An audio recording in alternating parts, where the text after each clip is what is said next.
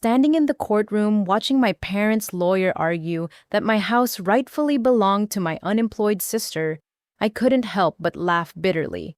23 years of being the responsible daughter had led to this moment. While my sister partied through college on their dime, I'd worked double shifts since 16. Now they claimed my success was family property. The judge shuffled papers as my mother avoided eye contact. My father's jaw was set with determination. They actually believed they could take everything I'd built. The memories flooded back as I sat in that cold courtroom, each one a reminder of how we'd gotten here. I was 16 when I took my first job at Rosie's Diner, a cramped little place that smelled perpetually of bacon grease and coffee. My alarm would screech at 4:30 every morning, and I'd stumble out of bed while the rest of my family slept peacefully. Madison, my younger sister by 2 years, wouldn't stir until noon on weekends. "Suzette, you're going to burn yourself out," my mother would say whenever she caught me rushing out the door with my backpack and work uniform. But her concern always felt hollow, especially when she'd turn around and praise Madison for sleeping in, because growing artists need their rest. Those morning shifts were brutal. I'd serve truckers and night shift workers their eggs and hash browns, then race to school with grease still under my fingernails. My teachers noticed my exhaustion, but I couldn't explain that this was my only shot at a future. Every dollar went into a savings account I'd opened without telling my parents. They'd made it clear early on that college money would go to Madison since she had real talent that needed nurturing. After school, I'd head straight to my second job, tutoring middle schoolers in math and science. The kids were sweet, and their parents paid well, especially Mrs. Henderson, who always added an extra $20 for college. She knew my situation without my having to explain it. Small towns have a way of knowing everyone's business. Madison, meanwhile, spent her afternoons at the mall with friends using the credit card our parents had given her for art supplies. I'd see the shopping bags filled with clothes and makeup, but our parents never questioned it. "Creative minds need freedom to explore," my father would say, ruffling her hair affectionately, while I stood there in my stained waitress uniform. The divide in our household was obvious to everyone except my parents. Or maybe they saw it and simply didn't care. Madison's room was a shrine to her supposed artistic genius, walls covered in mediocre paintings that our parents praised like they belonged in the Louvre. My room remained bare except for textbooks and college brochures I'd collected secretly. Everything changed the day I found the acceptance letter. I'd applied to the nursing program at State University without telling anyone, using my guidance counselor's address for correspondence. My hands shook as I read the words, "Congratulations, Suzette Williams, you have been accepted." The scholarship section made me cry. It wasn't a full ride, but it was enough that, combined with my savings, I could make it work. I celebrated alone that night, sitting on my bedroom floor with a cupcake I'd bought myself from the grocery store. The house was empty. My parents had taken Madison to some gallery opening 3 towns over. They'd mentioned it that morning, how important it was to support Madison's networking. They didn't notice I wasn't invited. They never did. But the universe has a cruel sense of timing. Later that week, I was heading to the kitchen for a late-night snack when I heard my parents talking in the living room. Their voices were low, conspiratorial, and something made me pause in the hallway. "The money we promised Suzette for college," my mother was saying, "it would be perfect for Madison's car. She's turning 18 next month, and she needs something reliable for her art shows." My father's response hit me like a physical blow. "Suzette can handle herself, she always does. She's got those jobs, and honestly, nursing school isn't that expensive. Madison's artistic career needs our investment now. Talent like hers doesn't come along often." I stood frozen in that hallway, my bare feet growing cold on the hardwood floor. The money they'd promised me, the fund they'd mentioned casually over the years, whenever I worried about college, was being redirected to buy my sister a car.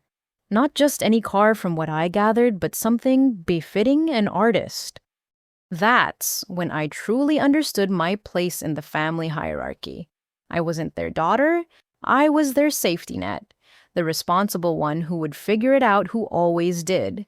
Madison was their investment, their golden child who would surely make them proud with her art career that so far had produced nothing but expenses. I crept back to my room that night and made a decision that would shape the next decade of my life. I would never ask them for anything again. Not a single dollar, not a ride to college, not even emotional support.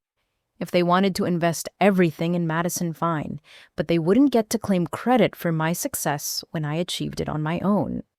The next morning, I added a third job to my schedule, cleaning offices at night. My grades never slipped, though. If anything, they improved. Anger, I discovered, was excellent motivation for studying.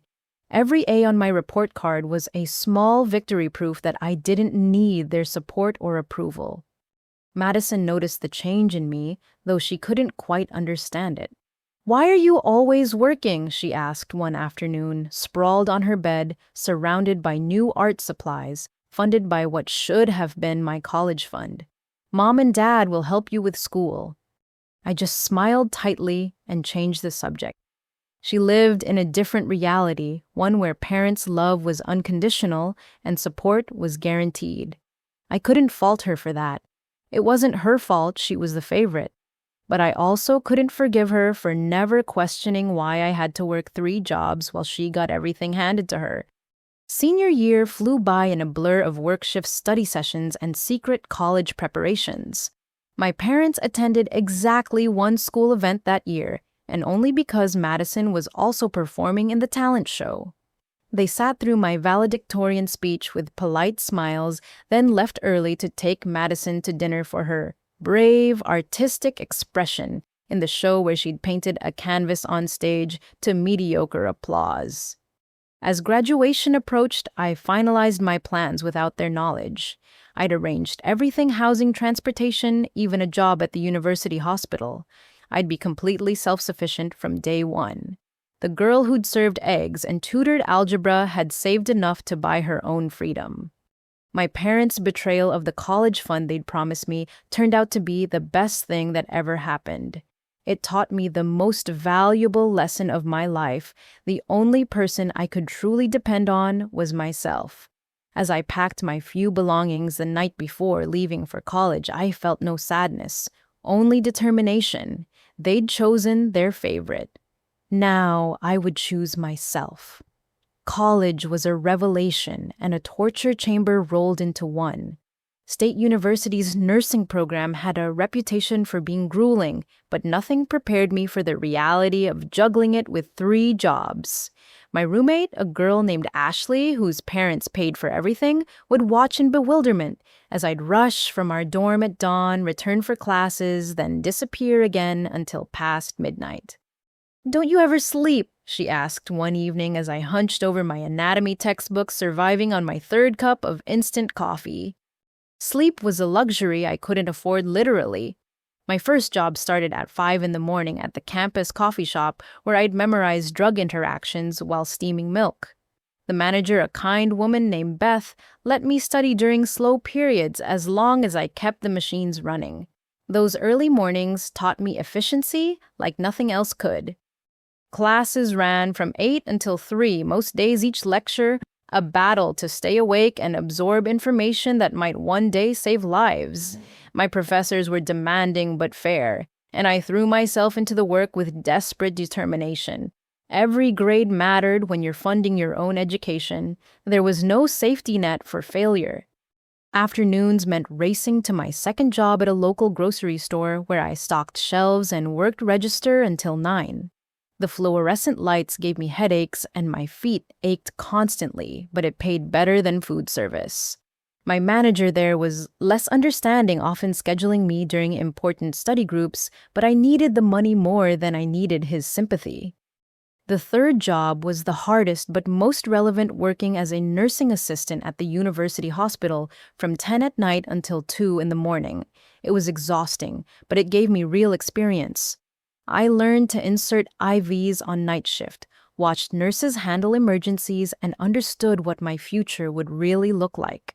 The nurses there became my mentors, teaching me more than any textbook could. My diet consisted mainly of ramen noodles, peanut butter sandwiches, and whatever expired food the grocery store let employees take home. I bought my scrubs from thrift stores, washing them in the dorm's ancient machines that ate quarters like candy. While other students complained about cafeteria food, I calculated how many shifts each meal would cost. The isolation was perhaps the worst part. Study groups met when I was working. Social events happened during my shifts. I became a ghost on campus, known only to professors and the few students who shared my brutal schedule. But loneliness was just another price to pay for independence. Only once my parents visited campus. It was spring of sophomore year and they'd come for Madison's high school art competition held at the university gallery. They called me the night before, mentioning they'd be in town voice casual like it wasn't the first time they'd been within 50 miles of me in 2 years. I met them for coffee between classes, still wearing my coffee-stained work uniform under my jacket. My mother's first words weren't asking how I was doing or if I needed anything. Instead, she launched into a story about Madison's latest exhibition, how it had cost them $5,000 to rent the space and hire professional lighting. "She's really coming into her own as an artist," my father added, scrolling through photos on his phone. "The investment is starting to pay off." I nodded politely, sipping lukewarm coffee I'd made myself that morning to save money. They didn't ask about my grades, my jobs, or how I was surviving. The entire 45-minute visit revolved around Madison's achievements and expenses. When they left, my mother pressed a $20 bill into my hand for groceries, the only financial support they'd offered since I'd left home. They spent less than an hour with me before rushing off to Madison's boyfriend's band performance. As I watched their car disappear, I felt something inside me harden completely. That $20 went into my textbook fund, just another drop in the ocean of what I needed to survive. Junior year brought a breakthrough in the form of an academic scholarship. My grades, despite everything, remained stellar. The scholarship committee was impressed by my story, one member later telling me she'd never seen such determination. The money wasn't life-changing, but it allowed me to drop one job and focus more on clinical rotations. Those rotations were where I found my calling. The ICU was chaos and heartbreak and miracles all at once. I thrived in the intensity my work ethic finally matched by the demands of critical care. The nurses noticed my dedication, often letting me take on responsibilities beyond my student status. This was where I belonged. But exhaustion takes its toll. One night after a particularly brutal week of exams and shifts, I collapsed in the hospital break room, just fainted clean away, waking up to concerned faces and an IV in my arm. The attending physician, Dr. Martinez, gave me a stern lecture about self-care, while the nurses shared knowing looks. "You can't save lives if you destroy your own," Dr. Martinez said, her voice gentle but firm. "What are you trying to prove?" Everything I wanted to say, that I'm worthy, that I matter, that I don't need anyone. Instead, I promised to take better care of myself, a promise I broke the next day when I picked up an extra shift. Graduation approached like a light at the end of an endless tunnel. I'd made it through on determination, caffeine, and sheer spite. My loans were minimal thanks to work and scholarships, my experience extensive thanks to hospital shifts, and my spirit unbroken despite everything trying to break it. The ceremony fell on a gorgeous May morning. I'd sent my parents an invitation out of obligation, not expecting much. They arrived 15 minutes late, Madison in tow, looking bored.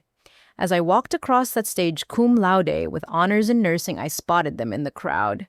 My mother was texting. My father was checking his watch. Madison was examining her nails.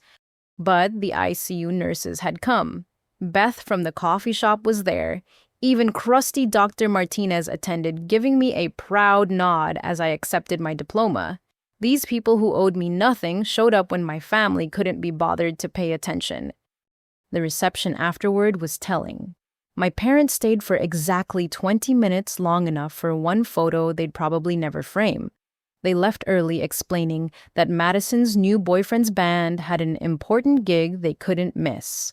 As they walked away, discussing the band's potential for success, I realized this was the last time I'd expect anything from them. That night, I celebrated with my real family, the nurses who'd trained me, the professors who'd pushed me, the few friends who understood my journey. We toasted with cheap champagne in the break room where I'd spent so many exhausted nights. It tasted like victory. But the universe wasn't done testing me. The day after graduation, as I prepared for my licensing exam and job interviews, my phone rang with news that would shatter the fragile peace I'd built. The caller ID showed a credit monitoring service, and the words that followed made my blood run cold. Miss Williams, we're calling about unusual activity on several credit cards opened in your name. Were you aware of accounts at... I listened in growing horror as they listed cards I'd never applied for, debts I'd never incurred, purchases I'd never made. Thousands of dollars in debt, all tied to my social security number, all devastatingly real. The addresses on the accounts were my parents' house. The purchases were Madison's art supplies, her car payments, their dinners at expensive restaurants. My parents hadn't just abandoned me financially, they'd actively sabotaged my future to fund my sister's present. As I sat in my empty dorm room diploma still in its envelope, I realized my real education was just beginning. The lesson: family could betray you in ways enemies never could. The credit report in my hands might as well have been a declaration of war. 7 credit cards maxed out with a combined debt of $32,000. The purchase history read like a catalog of Madison's life art supplies, from expensive boutiques, designer clothes, restaurants I could never afford, even airline tickets to art shows in distant cities. All of it charged to cards, opened with my information while I was surviving on ramen and expired groceries. I drove home that same day, my ancient Honda wheezing with the effort. The 3-hour drive gave me time to cycle through every emotion, disbelief, rage, heartbreak, and finally, a cold determination. By the time I pulled into my parents' driveway, I'd rehearsed what I would say 100 times. The house looked exactly the same, a modest 2-story in a quiet neighborhood that belied the theft occurring within its walls. Madison's new BMW sat in the driveway, its temporary tag still fresh. I parked behind it, blocking it in. Petty maybe, satisfying absolutely. My mother answered the door, her face lighting up with surprise that quickly shifted to wariness when she saw my expression. "Suzette, we weren't expecting you. How lovely." "We need to talk," I said, pushing past her into the living room where my father sat watching golf. "All of us. Now." "Well, hello to you too," my father said, not taking his eyes off the screen. "Congratulations on graduating, by the way. Sorry we had to leave early."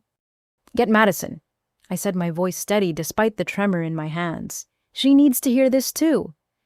The edge in my voice must have penetrated because my mother scurried upstairs while my father finally turned to look at me. "What's this about Suzette?" I waited until they were all assembled, my parents on the couch, Madison draped over the armchair like she was posing for a portrait. Then I spread the credit report on the coffee table like a prosecutor presenting evidence. $32,000, I said quietly. 7 credit cards, all opened using my social security number, all with this address, all maxed out, buying things I've never seen, going places I've never been. The silence stretched until Madison broke it with a laugh. "Is this why you're being so dramatic? I'm sure it's just a mistake." "A mistake." I pulled out the purchase histories I'd printed. "Was it a mistake when you bought $1,500 worth of paint from that boutique in Chicago, or when someone used my credit to pay for your BMW down payment?" My mother's face had gone pale, her hands twisting in her lap. "Suzette, sweetheart, you don't understand. We were going to pay it all back." "When?" I demanded. "When I was working 3 jobs to pay for textbooks. When I was eating ramen for the 5th day straight. When exactly were you planning to tell me you'd destroyed my credit? My father stood, his expression shifting to the stern look he'd used when we were children. Now listen here, young lady. Family helps family. We needed to support Madison's career. With my identity, I was shaking now. You committed fraud, federal fraud. Do you understand that? Don't be ridiculous, Ma, he snapped. We're your parents. We have every right. You have no rights to my identity. The words exploded out of me. I worked for everything I have. Everything, while you funded her life with my future. Madison finally sat up properly, her casual demeanor cracking. It's not like you needed credit anyway. You're always bragging about paying cash for everything. Because I had to, because I had no choice. I turned to her, years of resentment boiling over. Do you know why I paid cash? Because every penny had to be accounted for. Because our parents made it clear from day one that their money was for you, not me. That's not true, my mother protested weakly. We love you both equally. Equally? I laughed bitterly. Show me one thing, one single thing you've paid for in my life since I turned 16. Meanwhile, Madison's art career has cost you, what, $50,000 more? The numbers hung in the air, undeniable. My father's jaw tightened. Madison has talent. She needed support. And I didn't. My voice cracked slightly. I graduated cum laude. I'm starting a career in nursing, but that wasn't worth investing in. You were always so independent. My mother said, tears starting to flow. We knew you'd be fine. So you decided to ensure I wouldn't be by stealing my identity, by making it impossible for me to get an apartment, a car loan, anything that requires credit. Madison stood, designer clothes rustling. God, Suzette, stop playing the victim. So they used your credit. Big deal. You're employed now, just pay it off. The casualness of her dismissal nearly broke me. Pay it off. I start my job next week. After taxes, my salary might cover the minimum payments. Forget saving for a house. Forget building a life. You've stolen years from me. Now you're being dramatic, my father said. We'll work something out. Yes, we will, I said, pulling out my phone. I've already spoken to the police. I can file charges for identity theft and fraud. It's a felony, in case you were wondering. The room went completely silent. My mother's tears turned to sobs. My father's face went from red to white. Madison just stared, her mouth slightly open. You wouldn't, my father said finally. We're your family. Are you? I asked. Because family doesn't do this. Family doesn't steal from each other. Family doesn't sacrifice one child for another. Please, my mother whispered. Please don't do this. It would ruin us. Madison's reputation. I looked at my sister sitting there in clothes bought with my stolen identity and felt something shift inside me. I'll make you a deal. One-time offer. You sign a legally binding agreement to repay every penny. You close all the cards immediately. You never, ever use my information again, and Madison gets a job. A job, Madison squawked. But my art will have to support itself, I finished, like every other adult's hobby. It's not a hobby, she protested. Mom, tell her. But our mother was crying too hard to speak. Our father looked between his daughters, perhaps seeing the disparity for the first time, or maybe just calculating the cost of lawyers. Fine, he said finally. We'll sign your agreement. I pulled out the document I'd had Carmen, a friend from nursing school who was in law school, help me prepare. It detailed every debt, set up a payment plan, and included serious consequences for default. As they signed, Madison glared at me with pure hatred. You're destroying this family, she hissed. No, I said quietly. You all did that when you decided I was worth less than you. I left that day with their signatures and a promise from my father to transfer the first payment within a week. The drive back to campus was surreal. I'd stood up to them. I'd won sort of, but victory tasted like ash when it meant accepting that your family saw you as nothing more than a resource to exploit. The next months were brutal.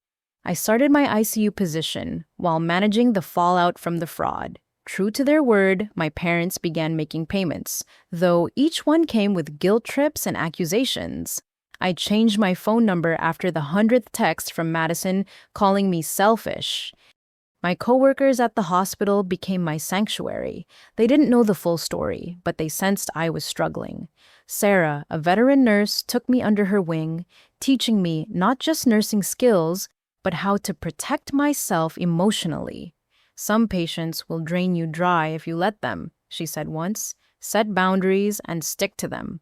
She meant patience, but I heard the larger truth. Rebuilding my credit was like climbing a mountain made of paperwork and phone calls. Every disputed charge required documentation. Every closed account needed verification. I became an expert in credit law out of necessity, spending breaks at work on hold with credit bureaus. 6 months into my nursing career, I was finally seeing progress. My credit score had climbed out of the basement. I'd saved enough for a security deposit on a tiny apartment. Life was starting to feel possible again. Then my phone rang with a number I didn't recognize. I almost didn't answer, but something made me pick up. Suzette, this is your grandmother, Ellen. I nearly dropped the phone. Grandma Ellen was a legend in our family, spoken of in hushed tones when mentioned at all. She'd been estranged from my parents since before I was born, though no one would tell me why. I know this is unexpected, she continued, her voice strong despite her age. But I've been keeping tabs on you, on all of you. We need to meet. Okay, I managed. When? How about now? I'm in the hospital lobby. I stumbled through the rest of my shift in a daze. Grandma Ellen, the family ghost, was here. When I finally made it to the lobby, I recognized her immediately. She looked like an older version of me, or maybe I looked like a younger her. Same determined jawline, same careful eyes. "You look tired," were her first words to me. "But strong, good. You'll need to be." We went to a quiet corner of the cafeteria, and she pulled out a worn leather journal. "I've been documenting your family for years," she said without preamble. "Your parents' treatment of you, their favoritism toward Madison, all of it." "Why?" I asked, overwhelmed. Her smile was sad and knowing. "Because I was you once, the responsible one, the one who could handle herself, the one sacrificed for the golden child. My brother got everything while I got nothing but expectations." She opened the journal, revealing pages of meticulous notes, photos taken at family events. I didn't even know she'd attended, records of financial transactions. It was like looking at my life from the outside, seeing the pattern I'd been too close to recognize. "I tried to intervene when you were younger," she continued. "Tried to tell your parents they were making a mistake. They cut me off completely, said I was jealous, bitter, trying to turn them against Madison." "But you kept watching?" I said, tracing a photo of teenage me in my waitress uniform while Madison posed with new art supplies. "I kept watching," she confirmed, "and now I have something to tell you. I'm sick, Suzette, pancreatic cancer. The doctors give me 6 months, maybe less." The words hit like a physical blow. This woman I just met, who understood me in ways my parents never had, was dying. "I'm sorry," I whispered. "Don't be sorry, be smart." She gripped my hand with surprising strength. "I've built something over my life, something substantial, and I want to leave it to you, but only if you promise me something." "What?" "Never let them take advantage of you again. Not once. Not ever. The moment you show weakness, they'll destroy everything you've built." Her eyes bore into mine. "Starting with buying your own house. Do it before I die. Show me you can claim something as completely yours." I thought of my meager savings, my damaged credit, the impossibility of what she was asking. Then I thought of every morning shift, every skipped meal, every moment of exhaustion I'd pushed through. "I'll do it," I promised. She smiled, then the first genuine warmth I'd seen from her. "I know you will. You're not like them, Suzette. You're like me, and that's going to save you." As she left that night, pressing a business card for her lawyer into my hand, I realized the universe had sent me exactly what I needed: Proof that I wasn't crazy, that the unfairness was real, and that survival was possible. Grandma Ellen had escaped and thrived. So would I. The house hunt would begin tomorrow. Tonight I had planning to do. The meeting with Grandma Ellen changed everything. Her lawyer's office was in the historic district downtown, all mahogany panels and leather-bound books that spoke of old money and older secrets. Ellen sat across from me, looking frailer than she had at the hospital, but with eyes that missed nothing. "Before we begin," she said, gesturing to the lawyer, "I need you to understand why I stayed away so long." Mr. Peterson, her attorney, handed me a file thick with documents. "Your grandmother has been quite thorough in her record-keeping." The first document was a letter dated 25 years ago, written in my father's angry scrawl. "If you contact us again, we'll pursue a restraining order. Your jealousy toward Madison is poisoning this family. Stay away from our children." "Miss Madison," I looked up confused, "but she wasn't even born yet."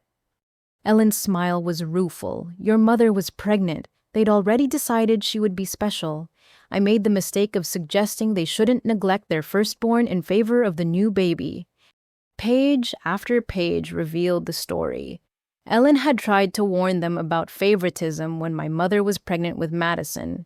She'd seen how they were already pushing 3-year-old me aside, making plans for the new baby that didn't include their existing daughter. Her intervention had been met with accusations of jealousy and manipulation. "I was the family scapegoat too," Ellen explained. "My brother Richard was the golden child. Everything I achieved was dismissed, while his failures were dressed up as promise." Sound familiar? Painfully familiar. The parallel was so exact it felt scripted. "When they cut me off, I made a decision," she continued. "I would watch from afar, document everything, wait for the moment when you might need proof that you weren't imagining things." The documentation was staggering.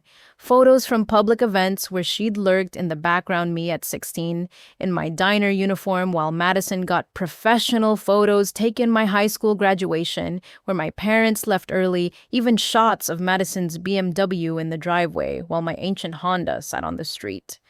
"How did you get all this?" I asked, overwhelmed. "Private investigator," she said matter-of-factly. "Mr. Davidson has been invaluable. He's gathered quite a bit more than just photos." Mr. Peterson produced another file.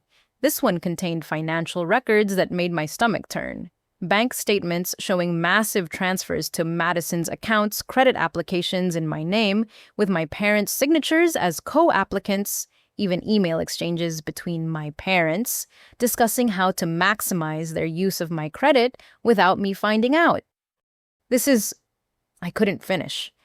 "Evidence," Ellen said firmly, "of a pattern of fraud and exploitation going back years. Your parents aren't just unfair, Suzette. They're criminals, and they've done this before." Before. She nodded to Mr. Peterson, who pulled out yet another file. "Your Aunt Patricia, your father's sister. 20 years ago, she inherited a small property from their grandmother. Your parents convinced her to let them help manage it. Within 2 years, they'd taken ownership through legal manipulation." "I have an aunt."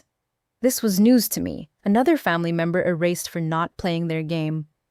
"In Oregon. She refuses to speak to anyone in the family except me." Ellen's expression hardened.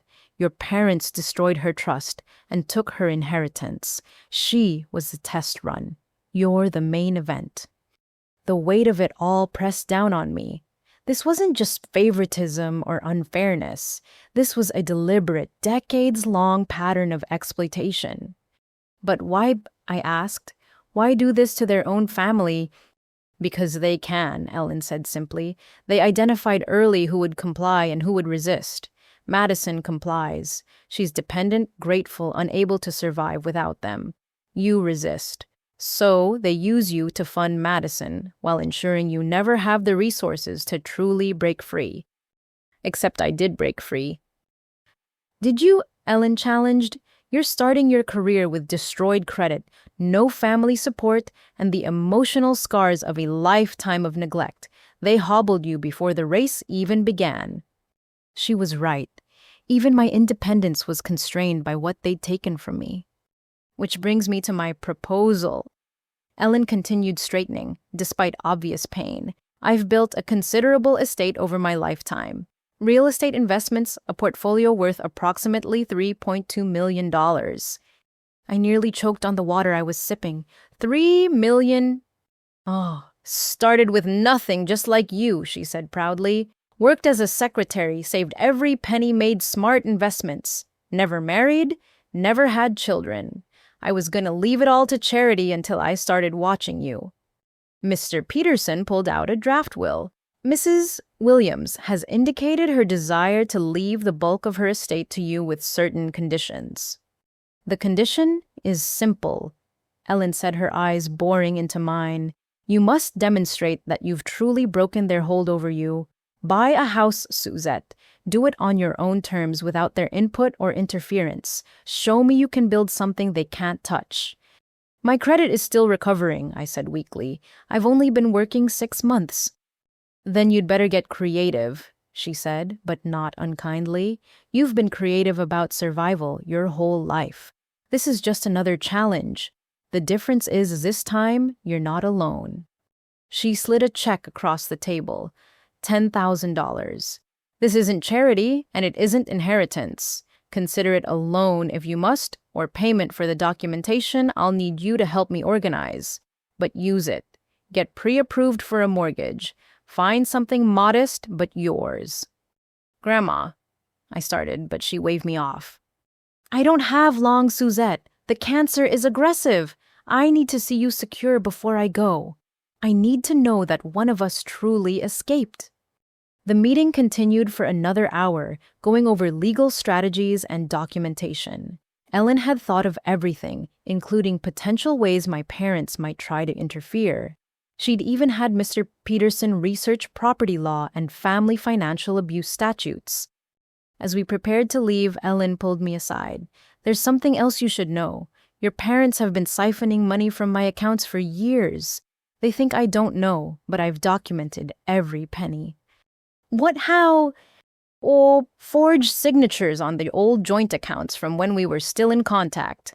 Small amounts they thought I wouldn't notice. But I notice everything. Her smile was sharp. I've let them continue because the evidence will be useful when the time comes. When what time comes? When they try to contest my will, when they come after your inheritance, when they attempt to take your house. She gripped my hand with surprising strength. They will try all of these things, Suzette. Be ready. The drive home from that meeting was surreal. In one afternoon, I'd gained an ally a mission and the first real hope I'd felt in years, but also the sobering knowledge that my family's dysfunction ran deeper than I'd imagined.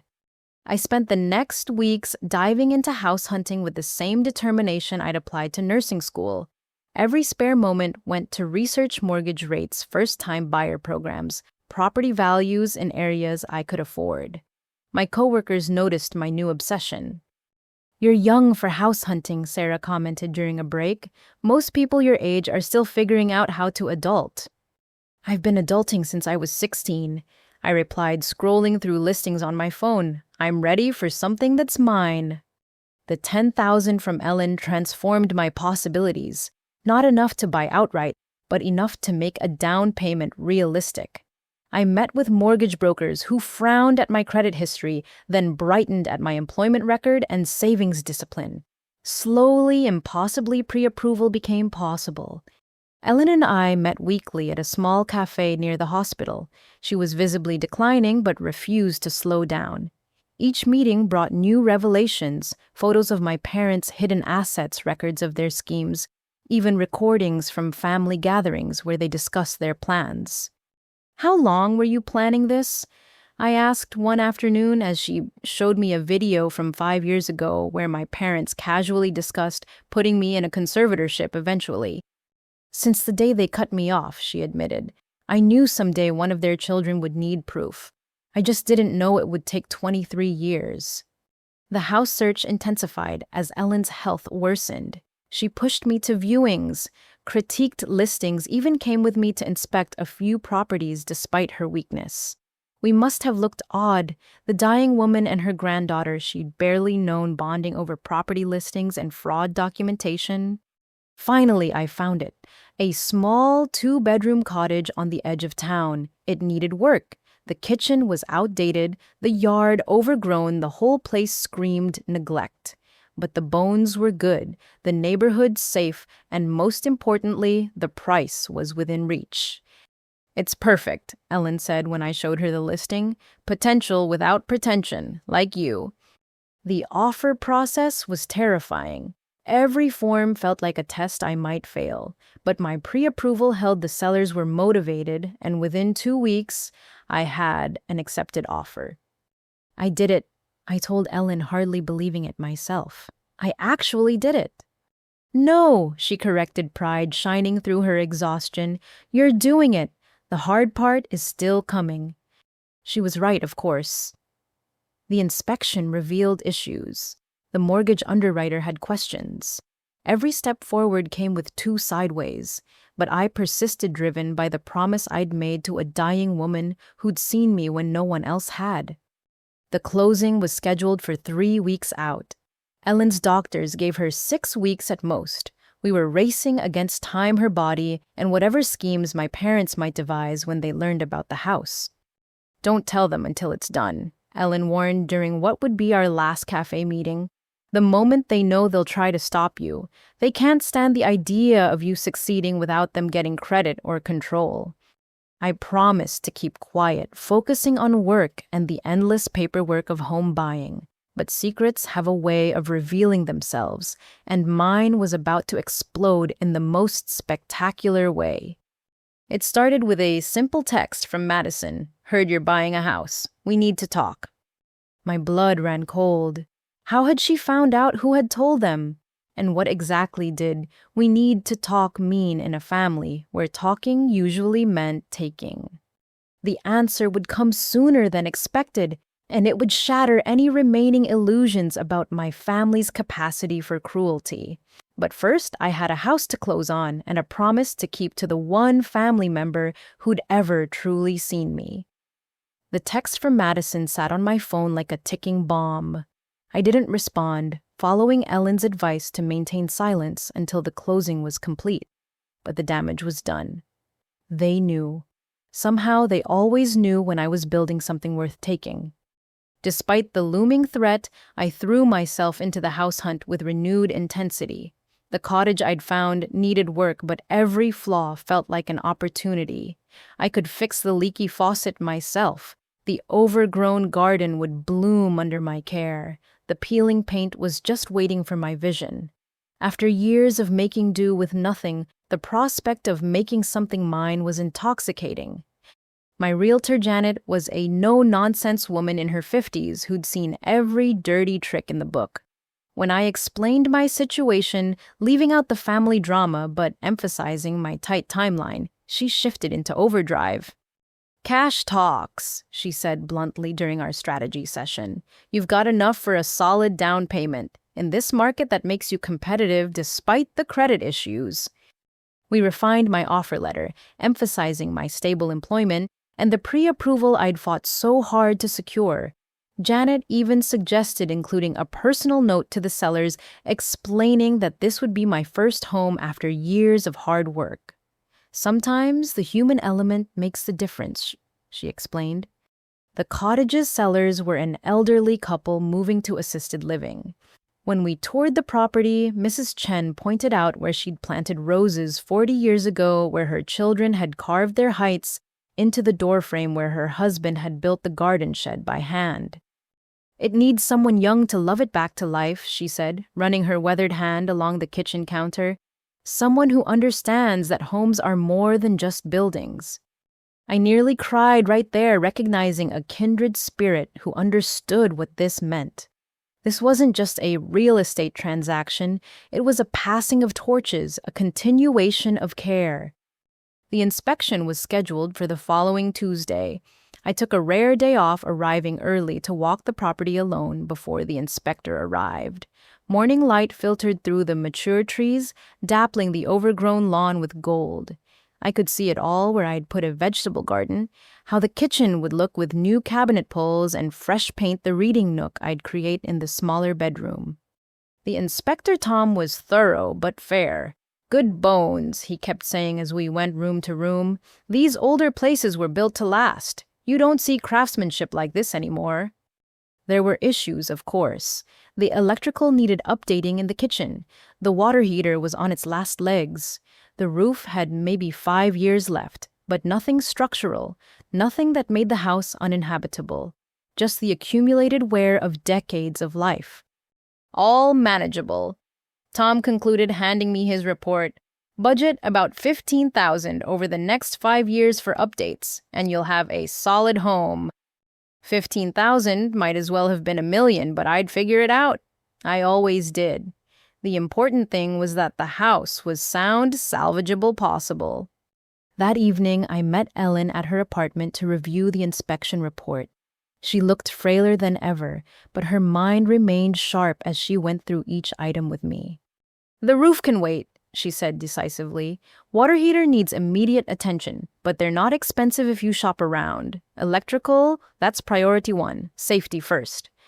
She pulled out her tablet, showing me YouTube videos on basic home repairs. You'll learn, she said with confidence. That made me believe it.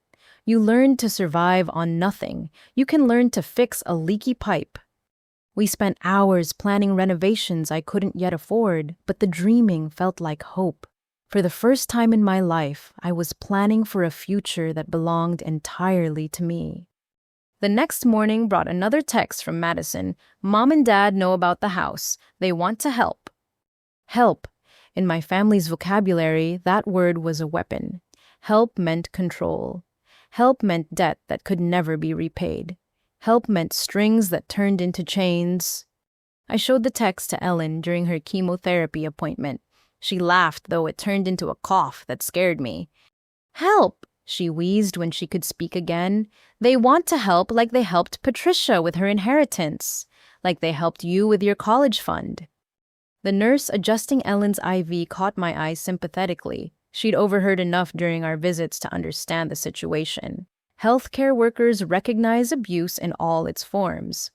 Stay strong, the nurse said quietly as she checked Ellen's vitals. Family can be the worst kind of predator because they know exactly where you're vulnerable. That afternoon, I met with my mortgage broker to finalize the loan documents. Everything was falling into place. My offer had been accepted. The inspection hurdles cleared, the financing approved despite my battered credit. We were 2 weeks from closing. You've done remarkably well given your credit history, the broker said, reviewing my file. Your employment verification is stellar and your savings pattern shows real discipline. The underwriters were impressed.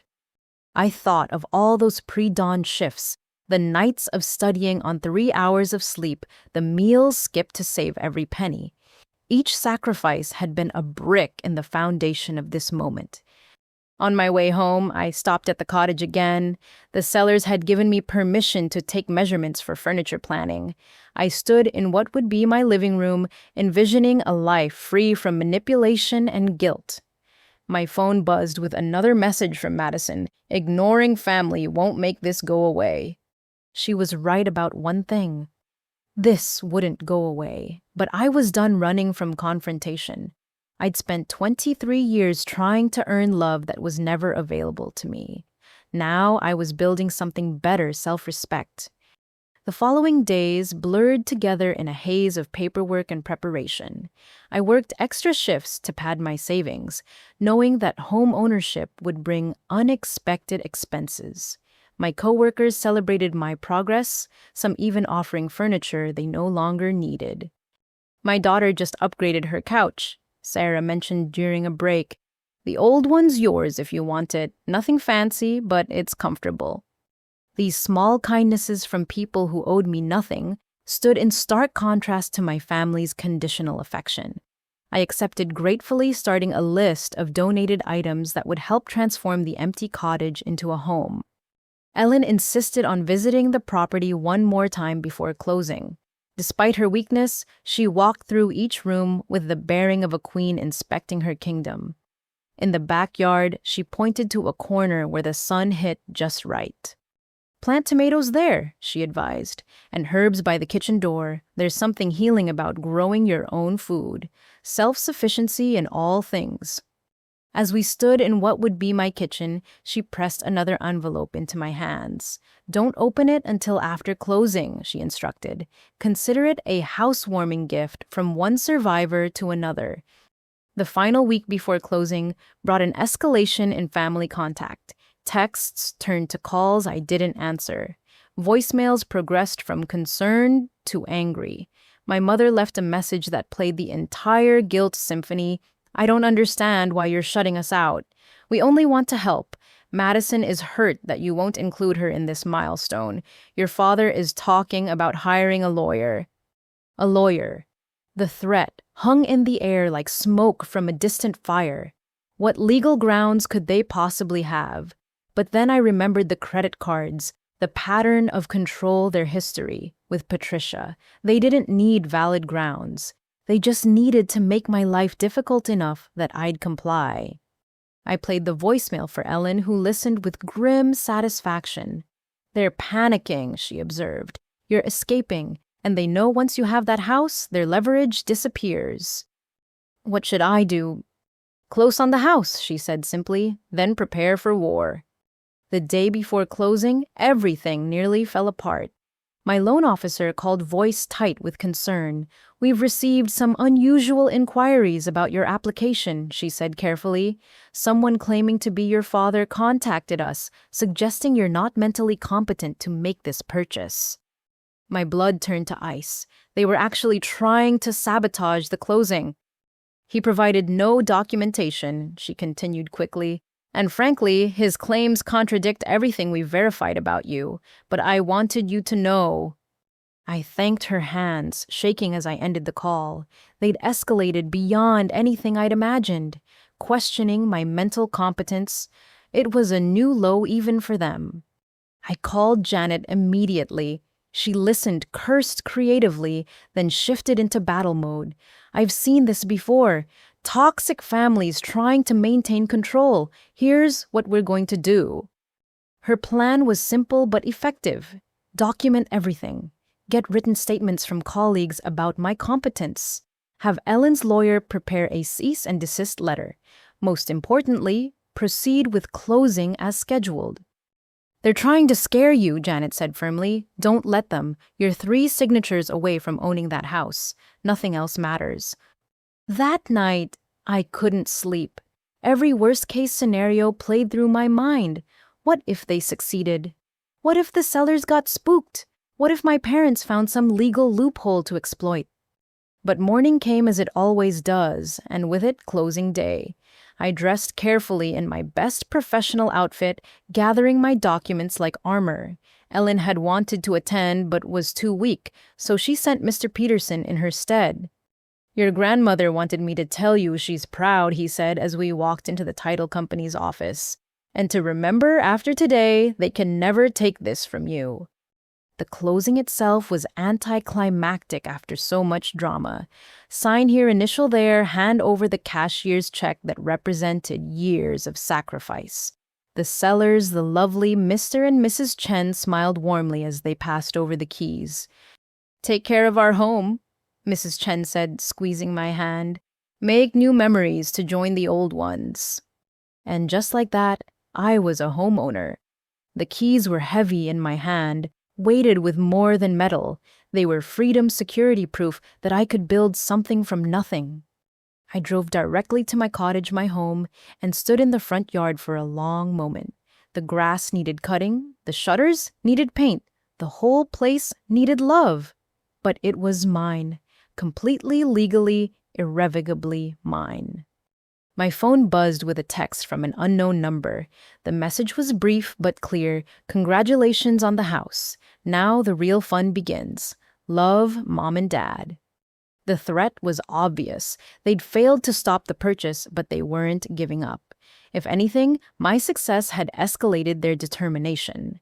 I forwarded the message to Mr. Peterson, adding it to our growing file of documentation. That evening, I called Ellen from my new living room sitting on the floor since I had no furniture yet. I did it, I told her. I'm home. Good, she said, her voice barely a whisper now. Open the envelope. Inside was a check for $50,000 and a note in Ellen's shaky handwriting. For the repairs and the lawyers you're going to need. They'll come for you now. Be ready. All my love, your grandmother who sees you. I cried then alone in my empty house, overwhelmed by the gift and the warning it contained. Ellen was right. Buying the house was just the beginning. The real battle was about to begin. The next morning would bring the lawsuit, the one threatened in texts and voicemails, the one my parents had been planning since they learned about my escape. But that night I slept on the floor of my own home keys, clutched in my hand, finally understanding what Ellen had tried to teach me: freedom isn't given, it's taken. And I'd just taken mine. 3 days after closing, I was still riding the high of homeownership when my phone rang with a call from Janet, my realtor. Her usually steady voice was pitched with anxiety. Suzette, we have a problem. I just got a call from the title company. Someone's filed a competing claim on your property. The words didn't make sense. That's impossible. We closed. I have the deed. I know, but there's been a cash offer submitted through an LLC claiming they had a prior agreement with the sellers. The LLC is demanding the sale be reversed. My knees went weak. I sank onto the donated couch Sarah had helped me move in just yesterday. How is that even possible? It's not. This is harassment through legal channels, but we need to find out who's behind this LLC and shut it down fast. I knew who was behind it. The same people who'd stolen my identity, who'd tried to sabotage my loan, who couldn't stand the thought of me succeeding. But knowing and proving were different things.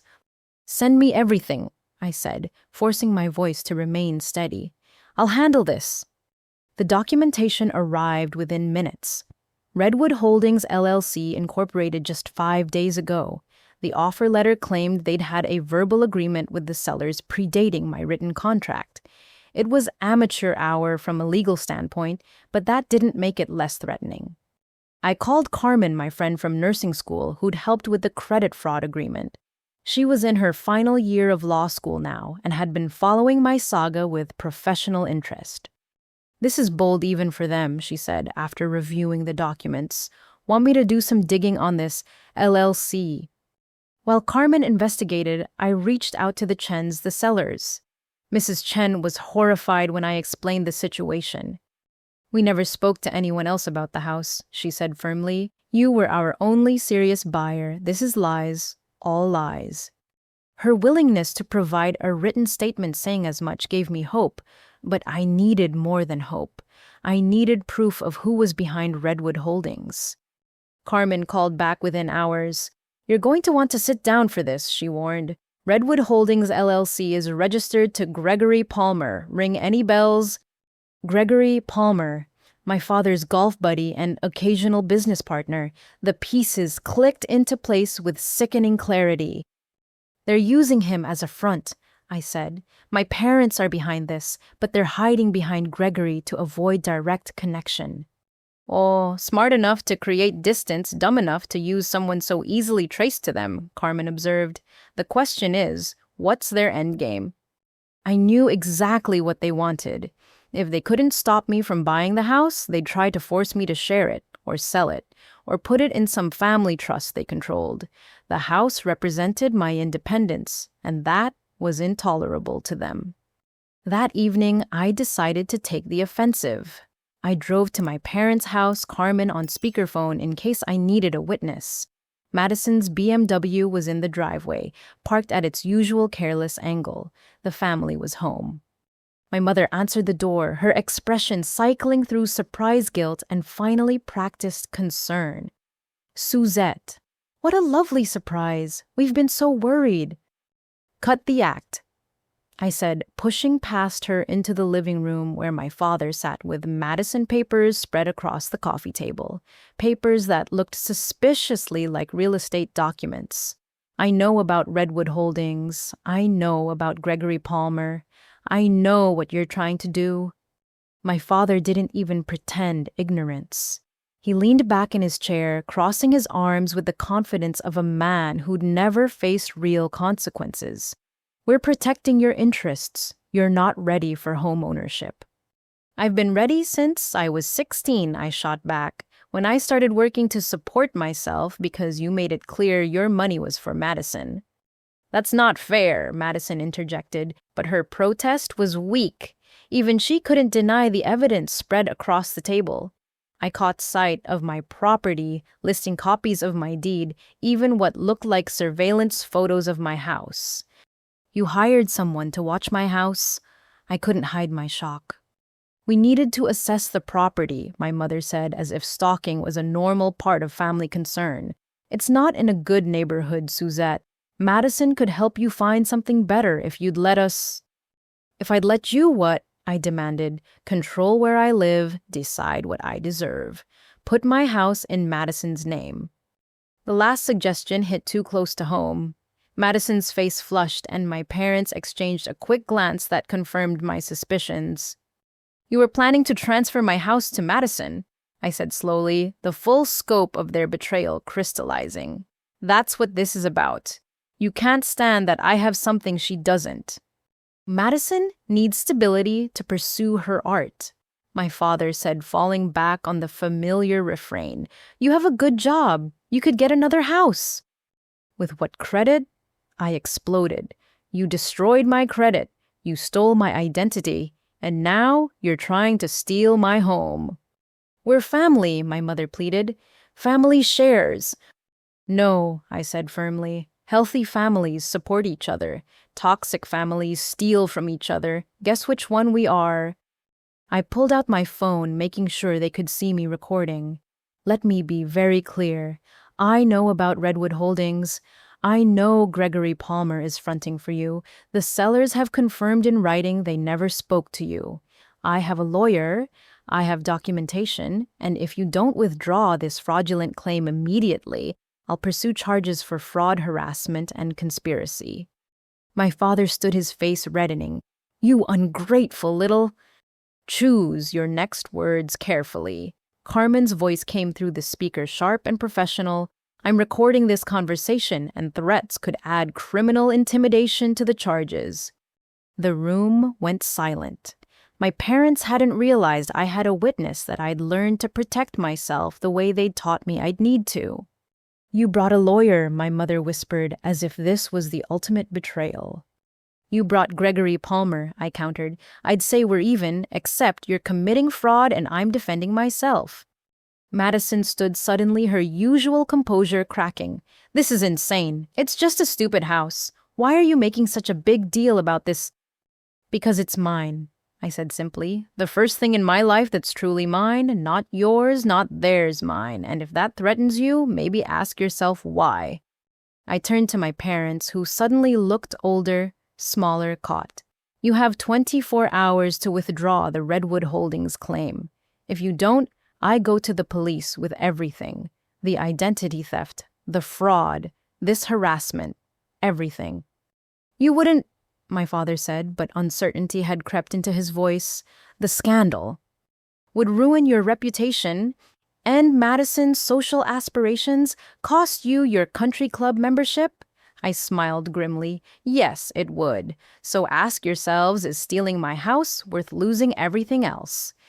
I left them standing there, Carmen still on the phone as my witness.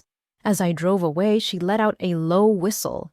That was beautiful, terrifying but beautiful. I learned from the best, I said, thinking of Ellen and her decades of documentation. Think they'll back down. The smart money says yes, but these aren't smart people. They're desperate people who've lost control of their scapegoat. That night, I installed security cameras around my house. It felt paranoid until I remembered the surveillance photos on their coffee table. In my family, paranoia was just another word for preparation. Ellen called late that evening, her voice barely audible, but her spirit fierce. Heard about Redwood Holdings, she rasped. Good girl, you fought back. I'm scared, I admitted in the darkness of my new bedroom. What if they don't stop? What if they escalate? Then you escalate back, she said firmly. They've controlled you through fear your whole life. Show them that weapon's lost its edge. The next morning brought a text from Gregory Palmer himself. The LLC claim has been withdrawn. No hard feelings, right? Just trying to help your folks look out for you. No hard feelings, as if attempted fraud was just another family squabble. I forwarded the message to Carmen, adding it to our evidence file. But the withdrawal came with a new development. My mother left a voicemail that made my blood run cold. We've withdrawn the claim, but this isn't over. You've left us no choice. If you won't be reasonable, we'll have to pursue other options. Your father's talking to lawyers about your mental state. All this paranoia about family trying to help. It's concerning. We're thinking of asking for a wellness check, maybe even a competency evaluation. It's for your own good, sweetheart. A competency evaluation. They were threatening to have me declared mentally incompetent, the nuclear option in their arsenal of control. I played the message for Carmen, who cursed creatively. They're escalating to involuntary commitment threats. That's criminal. Save that voicemail. That's evidence of conspiracy to commit fraud through abuse of the mental health system. Can they actually do it? I asked, fear creeping in despite my anger. Have me evaluated. They can request it, but they'd need evidence. And you're a functioning ICU nurse with excellent work reviews, a mortgage in your name, and no history of mental illness. Any legitimate professional would see through this immediately. But legitimate wasn't always what you got when family members started making claims. I'd seen it at the hospital, family members trying to have patients declared incompetent for financial gain. Sometimes it worked, at least temporarily. I called Mr. Peterson Ellen's lawyer and updated him on the situation. His response was swift and decisive. I'm sending them a cease and desist letter today. Any further harassment, including false wellness checks or competency challenges, will result in immediate legal action. Will that stop them? It creates a paper trail, he explained. If they continue after receiving formal legal notice, it strengthens our case exponentially. That afternoon, I had a locksmith come to change all the locks, even though my parents had never had keys. It felt symbolic as much as practical. This was my house, my boundaries, my life. As I watched the locksmith work, my phone buzzed with one final text from Madison. You think you've won, but you don't know what you've started. They're gonna make your life hell until you give in. Is one stupid house worth all this? I didn't reply. She wouldn't understand that it wasn't about the house. It was about 23 years of being told I mattered less. 23 years of sacrifice expected and excellence ignored. 23 years of being the family resource instead of the family member. Yes, I thought, testing my new keys and my new locks. Yes, it's worth all this and more, because for the first time in my life, I was fighting for myself instead of trying to earn love that was never available. The house stood solid around me, walls that couldn't be guilt-tripped, a foundation that couldn't be manipulated. I was home, and I was ready for whatever came next. The war for my independence had truly begun. Carmen arrived at my house early Saturday morning, her car loaded with law books and a determination that matched my own. She'd graduated to full legal intern status and had gotten her supervising attorney interested in my case. This is textbook family financial abuse, she said, spreading documents across my kitchen table. Your grandmother's documentation, the credit fraud, the attempted real estate manipulation. It's a prosecutor's dream case. We spent hours building our defense strategy. Carmen had connected with a family law specialist who'd seen similar cases of parents trying to control adult children through legal manipulation. The news was both encouraging and sobering.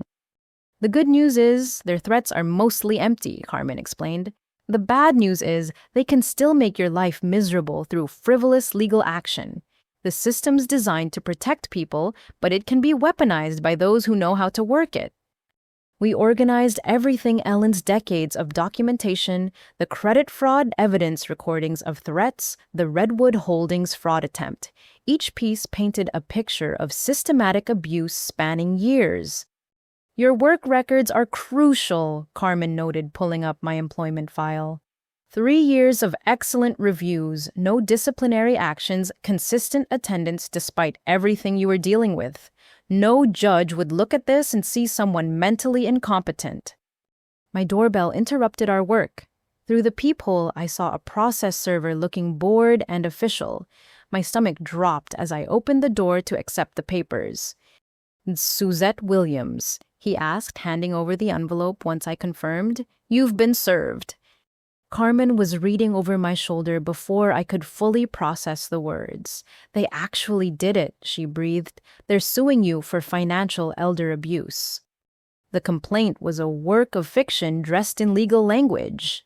According to my parents, I had manipulated them into paying for my education, promised to support them in their retirement, then abandoned my family obligations by selfishly purchasing property for myself instead of contributing to the family wealth. This is insane, I said, sinking into a chair. I never took a penny for education. They spent it all on Madison. They're claiming emotional manipulation, Carmen noted, scanning the allegations. That you guilt-tripped them into supporting you through nursing school. Look here, they're even claiming you promised to buy a family compound where Madison could have an art studio. I laughed bitterly. The only promise I ever made was to never ask them for anything after they stole my identity. Which is documented, Carmen reminded me. This lawsuit is their Hail Mary. They're hoping you'll settle to avoid the conflict. Settle how? My guess. They want the house in a family trust they control, or they want you to add Madison to the deed. Something that gives them leverage. The doorbell rang again. This time it was Mr. Peterson, Ellen's lawyer, looking grim, but prepared. Ellen sent me, he said simply. She predicted this exact move. We spent the day crafting our response. Mr. Peterson had brought something unexpected, a testimony from Aunt Patricia, my father's sister, who'd lost her inheritance to similar tactics 20 years ago. She's willing to testify, he explained. Pattern of behavior is powerful evidence. Your parents have done this before. As evening approached, we had a comprehensive defense strategy, but the emotional toll was crushing. These weren't strangers attacking me. These were the people who were supposed to protect me now, using the legal system as their latest weapon. Sarah from work texted checking in. Word had gotten around the ICU about my family drama, and my coworkers had rallied. Need anything, her message read. We've got your back. I looked around my little house at Carmen, surrounded by legal books, at Mr. Peterson preparing witness lists, at the evidence of years of abuse spread across my table. I had backup. Real support from people who chose to help because they cared, not because they wanted control. We should countersue, Carmen suggested suddenly, for the identity theft, the fraud, the harassment. Turn their weapon against them. Mr. Peterson nodded approvingly. I agree. They're counting on you being too afraid or too guilt-ridden to fight back. Show them they miscalculated. We worked until midnight preparing the countersuit. Every credit card opened in my name, every payment diverted to Madison, every threat documented and organized. The total damages were staggering when laid out clearly. $130,000, Carmen calculated. Between the identity theft credit damage and lost opportunities, that's what they cost you. It was a number that made my head spin, more than my house was worth, more than I'd ever dreamed of having. But it was also validation that the harm was real, quantifiable, not just the complaints of an ungrateful daughter. Sunday morning brought an unexpected visitor. Madison stood on my doorstep, looking uncomfortable in yoga clothes that cost more than my monthly grocery budget. Can we talk? She asked, glancing nervously at the security cameras I'd installed. Without lawyers or recordings? Against my better judgment, I let her in. She looked around my modest home with an expression I couldn't read. Was it contempt, envy, surprise? It's nice, she said, finally settling awkwardly on my donated couch. Cozy. What do you want, Madison? She pulled out her phone, fiddling with it nervously. I need to show you something. Promise you won't get mad. Before I could respond, she was playing an audio recording. Our parents' voices filled my small living room, discussing their plans with chilling casualness. Once we establish mental incompetence, we can petition for conservatorship, my father's voice said. Control her finances, her property, everything. It's for her own good, really. Someone that paranoid shouldn't be making major decisions. Yeah, and Madison needs stability, my mother added. If Suzette won't share willingly, we'll have to protect family interests through other means. The recording continued for 20 minutes. Plans to have me followed to document any behavior that could be twisted into evidence of instability to use my isolation against me. They even discussed bribing coworkers to provide negative statements about my mental state. When it ended, Madison and I sat in silence. Finally, I asked, "Why are you showing me this?" She shifted uncomfortably. "Because it's wrong. I know I've been the favorite. I know they gave me everything and you nothing. But this is evil." "It's always been evil," I said quietly. "You just benefited from it before." "I know." Tears started rolling down her cheeks. "I know, okay, I've always known. But what was I supposed to do? Give it back. Tell them to treat you fairly. They would have just cut me off too." "So you took it all and let me suffer." "Yes," she admitted. "I did. And I hate myself for it. But I can't change the past. I can only maybe help now." I studied my sister, really looked at her for the first time in years. Behind the designer clothes and perfect makeup was someone who looked genuinely miserable.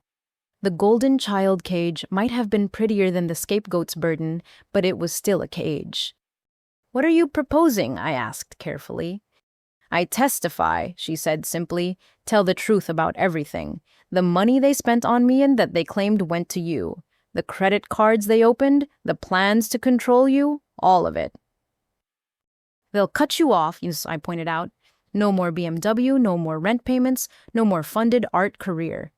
"I know," she said, and for the first time I heard steel in her voice. "Maybe it's time I learned to stand on my own feet, like you did." I wanted to trust her. God, how I wanted to believe my sister was finally choosing me over them. But 23 years of betrayal made trust impossible. "I need more than words," I said finally. "I need action." Madison nodded, pulling out a USB drive. "Everything's on here. Recordings, emails, text messages. 5 years of evidence that they planned this all along, even stuff about Aunt Patricia." I took the drive carefully like it might explode. "Why 5 years of recordings?" "Because that's when I started to realize something was really wrong," she admitted. "When they started planning for your eventual conservatorship while you were still in nursing school. I thought if I kept records, maybe someday I could make it right. Or use it as leverage," I said, unable to keep the bitterness out of my voice. "That too," she admitted. "I'm not claiming to be noble here, Suzette. I'm selfish and spoiled, and I've let you suffer my whole life. But even I have limits, and plotting to have you declared incompetent to steal your house crosses them." We sat in uncomfortable silence until Madison spoke again. "I got a job." I nearly choked on my coffee. "You what?" "A job at a gallery. It's just part-time minimum wage, but it's mine. I figured if I'm going to blow up my life by testifying, I should probably learn how to support myself." It was such a small thing, but somehow it meant everything. Madison, the eternal child, taking a first step toward adulthood. "I can't forgive you," I said honestly. "Not yet. Maybe not ever. But if you're serious about testifying—" "I am," she interrupted. "I already told Mr. Peterson I'd meet with him tomorrow. I want immunity in exchange for testimony, but I'll tell everything." After she left, I sat with the USB drive, afraid to hope. Madison turning on our parents was as unexpected as snow in July, but the evidence would speak for itself. I called Carmen immediately. "You need to come over. Madison just handed us the nuclear option." While waiting for Carmen, I texted Ellen an update. Her response was immediate despite her weakness. The golden child breaks free. Your parents' worst nightmare. Be careful. Cornered animals are dangerous. She was right, of course. If Madison truly testified against them, my parents would lose more than a lawsuit. They'd lose the narrative they'd built their lives around, the justification for their favoritism, the child they'd invested everything in. Carmen arrived with coffee and her laptop ready for war. We spent the night reviewing Madison's recordings, each one more damning than the last. My parents had been planning my subjugation for years, discussing it like a business strategy over family dinners. This is conspiracy on a level I've never seen in family court, Carmen said, awed and horrified in equal measure. They documented their own crimes. Because they never thought Madison would betray them, I realized. She was their safe space as their co-conspirator. They forgot that even golden children can develop consciences. As dawn broke over my little house, we had a battle plan. The countersuit would proceed strengthened by Madison's evidence. My parents wanted a fight. They were about to get one that would destroy everything they'd built on the foundation of my exploitation. But first, I had a shift at the hospital. Life didn't stop for family drama, and my patients needed me. I showered, put on my scrubs, and prepared to spend 12 hours saving lives while my own hung in the balance. As I locked my door heading to my car in the early morning light, I felt something I hadn't experienced before, hope backed by evidence. My parents had made a crucial error. They'd pushed both their daughters too far, and now their carefully constructed kingdom of manipulation was about to collapse. The drive to work was peaceful, my little house receding in the rearview mirror, but never truly left behind. It would be there when I returned, solid and mine waiting to shelter me through whatever storm was coming. The war wasn't over. If anything, it was about to escalate beyond anything we'd imagined. But for the first time, I wasn't fighting alone. I had lawyers, friends, evidence, and impossibly my sister. The emergency room doors slid open, welcoming me to another day of controlled chaos. But after surviving my family, even the ICU felt manageable. At least here, when someone was critical, you could actually save them. The courthouse loomed before me like a fortress of justice, its limestone columns promising impartiality I desperately hoped was real. It had been 6 weeks since my parents filed their lawsuit, 6 weeks of depositions and document discovery that revealed the depth of their deception. Now finally we were here. I adjusted my conservative blue suit, the one Carmen had insisted projected responsible, young professional, not mentally incompetent daughter. My legal team had grown from Carmen and Mr. Peterson to include a senior partner from Peterson's firm who specialized in financial abuse cases. They flanked me as we climbed the courthouse steps, a protective wall of legal expertise. Inside the hallway buzzed with the usual courthouse chaos, lawyers conferring in corners, families huddled in nervous clusters, the occasional sob from someone whose life was being decided by strangers. I spotted my parents immediately holding court near the courtroom door with their expensive legal team.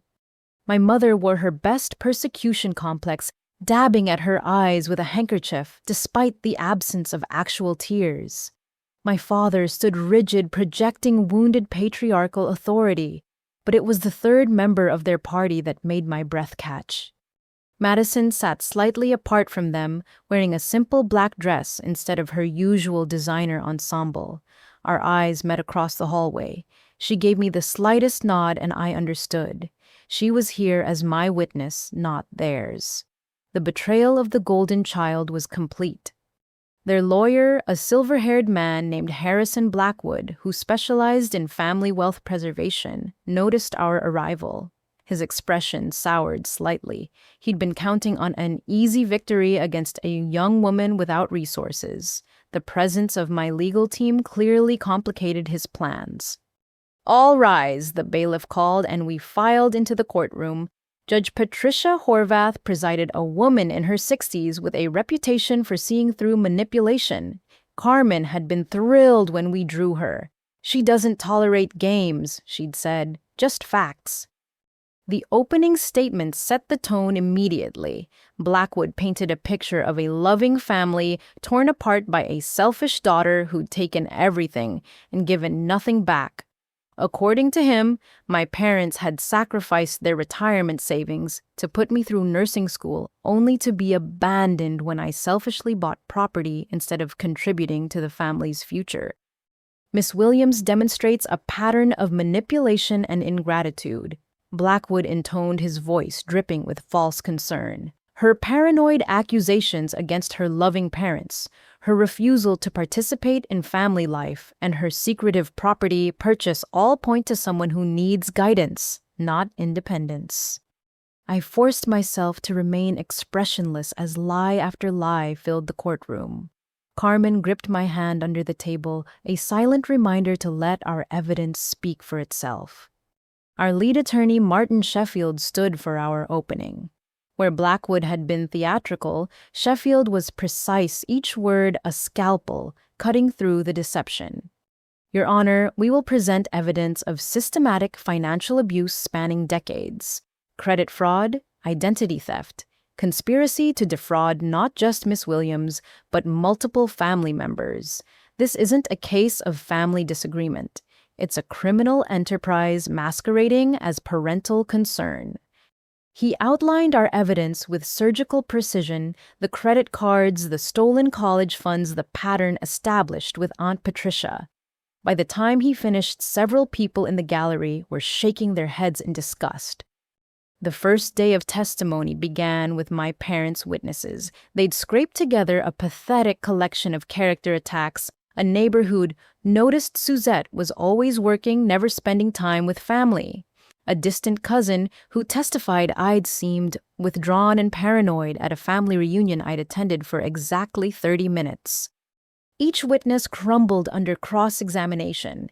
The neighbor admitted she'd been promised landscaping services for her testimony. The cousin revealed he hadn't actually spoken to me in 5 years and was basing his assessment on my parents' descriptions. Then Blackwood made a critical error. He called Madison as a hostile witness, clearly expecting the golden child to fall in line despite her pre-trial statements. Miss Madison Williams, he began smoothly, can you describe your relationship with your sister? Madison looked directly at me, then at our parents. When she spoke, her voice was steady and clear. I was the favorite. I received everything while Suzette received nothing. And I let it happen because it benefited me. The courtroom went silent. Blackwood scrambled to recover. Surely you're exaggerating. Your parents love both their daughters. Do they? Madison pulled out a piece of paper. I have here a list of every major expense my parents covered for me versus what they provided for Suzette. Would you like me to read it? That won't be necessary. I think it will. Judge Horvath leaned forward. Please proceed, Miss Williams.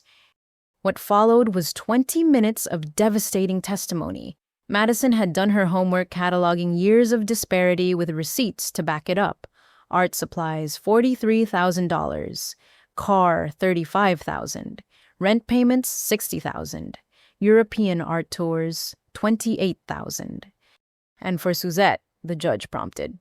Yeah, nothing after age 16, Madison said quietly. Not even lunch money.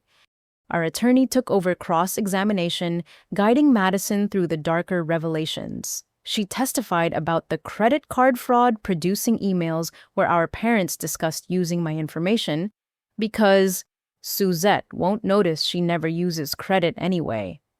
But the most damaging testimony came when Madison revealed the conservatorship plot. She played recordings from her USB drive, our parents' voices filling the courtroom with their conspiracy to have me declared incompetent. She's too independent, my mother's recorded voice said. If we can't control her finances, she'll never learn to put family first. The house is just the beginning, my father added. Once she has assets, she'll think she doesn't need us. We need to act before she gets too established. By the time Madison finished testifying, my mother was sobbing genuinely for the first time. My father's face had turned an alarming shade of purple. Their lawyer looked like he'd swallowed something rancid. "Your witness," our attorney said pleasantly to Blackwood. The cross-examination was painful to watch. Blackwood tried to discredit Madison, suggesting she'd been promised something by me, that she was lying to get her own parents' money. But Madison held firm, even producing bank statements showing she'd been working and paying her own rent since our confrontation. "I'm not here for money," she said firmly. "I'm here because what they did to Suzette was wrong. What they're trying to do now is worse, and I can't be part of it anymore." Court recessed for lunch, and I found myself in the bathroom, shaking with adrenaline and relief. Madison found me there, looking as drained as I felt. "I'm sorry," she said simply, "for all of it." "I know," I replied, and found that I meant it. "Thank you for doing this." "They'll never forgive me," she said, touching up her makeup with trembling hands. "I'll be just as cut off as you are." "Maybe that's freedom," I suggested, "being cut off from people who only value you as a prop in their narrative." The afternoon brought technical testimony. Our forensic accountant detailed the credit fraud, showing how my parents had stolen my identity to fund Madison's lifestyle while I worked 3 jobs. The total with interest and penalties reached over $90,000. Then came the evidence of pattern behavior. Aunt Patricia testified via video link from Oregon, detailing how our parents had manipulated her out of her inheritance 20 years ago, using similar tactics, emotional manipulation, legal threats, and finally forged documents. I was young and trusted them. Patricia said her voice still bitter after 2 decades. By the time I realized what was happening, it was too late. They transferred the property and claimed it was a gift. The parallels to my situation were undeniable. Same tactics, same justifications, same results: a family member stripped of assets for the greater good of supporting the favored child. As the first day of trial ended, I felt cautiously optimistic. The evidence was overwhelming, the pattern clear, but I'd learned never to underestimate my parents' ability to manipulate any situation. That night, Ellen called from her hospice bed. She could barely speak, but her message was clear, proud, so proud, fighting back. "We're winning," I told her, wishing she could be there to see it. "They're being exposed." "Good," she whispered. "Break the cycle." The second day brought my testimony. I'd prepared for weeks, but nothing really prepares you to face your parents across a courtroom and detail years of neglect and abuse. Sheffield walked me through my story chronologically, from the first job at 16 to the house purchase that triggered their lawsuit. I kept my voice steady as I described working before school, saving every penny, discovering the college fund had been redirected to Madison. The judge took notes as I detailed finding out about the identity theft, the confrontations, the threats. "How did you feel when you discovered the credit card fraud?" Sheffield asked. "Betrayed," I said honestly, "but also not surprised. It fit the pattern. I was a resource to them, not a daughter. Resources get used." Blackwood's cross-examination was brutal. He tried to paint me as ungrateful, selfish, mentally unstable, but every accusation fell flat against the evidence. How could I be ungrateful when I'd never received anything to be grateful for? How could I be selfish when I'd never asked for help? How could I be mentally unstable when I'd graduated with honors and worked as an ICU nurse? "Isn't it true you're paranoid about your family?" he pressed. "Is it paranoia when there's documented evidence of fraud, conspiracy, and theft?" I responded. "I'd call that reasonable caution." The gallery chuckled, and even Judge Horvath seemed to suppress a smile.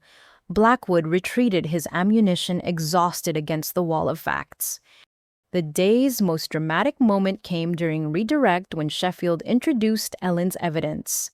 Decades of documentation showing my parents' pattern of exploitation, their plans to use me as their retirement fund, their discussions of my purpose as the responsible one who will take care of us. "Objection," Blackwood called. "This is hearsay." "Oh, overruled," Judge Horvath said firmly. "This goes to pattern of behavior. Continue, Mr. Sheffield." By the time I stepped down from the witness stand, I felt hollow but cleansed, like poison had been drawn from a wound. The truth was out-documented and undeniable. The defense's case crumbled over the next 2 days. Their character witnesses withered under cross-examination. Their financial expert couldn't explain away the forensic evidence. Their claims of mental incompetence collapsed against my work records and psychological evaluation from an independent expert. In desperation, Blackwood put my parents on the stand. It was a disaster. My mother cried through non-answers, playing the victim while unable to explain any of the evidence. My father blustered and threatened his mask of patriarchal authority, slipping to reveal the petty tyrant beneath. The moment that sealed their fate came when Sheffield asked my father a simple question: "Do you love both your daughters equally?" "Of course," he said automatically. "Ops, then, why does the financial record show $347,000 spent on Madison's upbringing and education, while Suzette received nothing after age 16? My father's mouth opened and closed like a fish out of water. Suzette was independent. She didn't need parents, Sheffield pressed. She didn't need support. Or did you decide she didn't deserve it? Madison has special talents, my father said defensively. She required investment. And Suzette, what talents does she have? She's practical, my father said dismissively, and in those 2 words revealed everything. Madison was the investment. I was the workhorse. One deserving of resources, the other expected to provide them.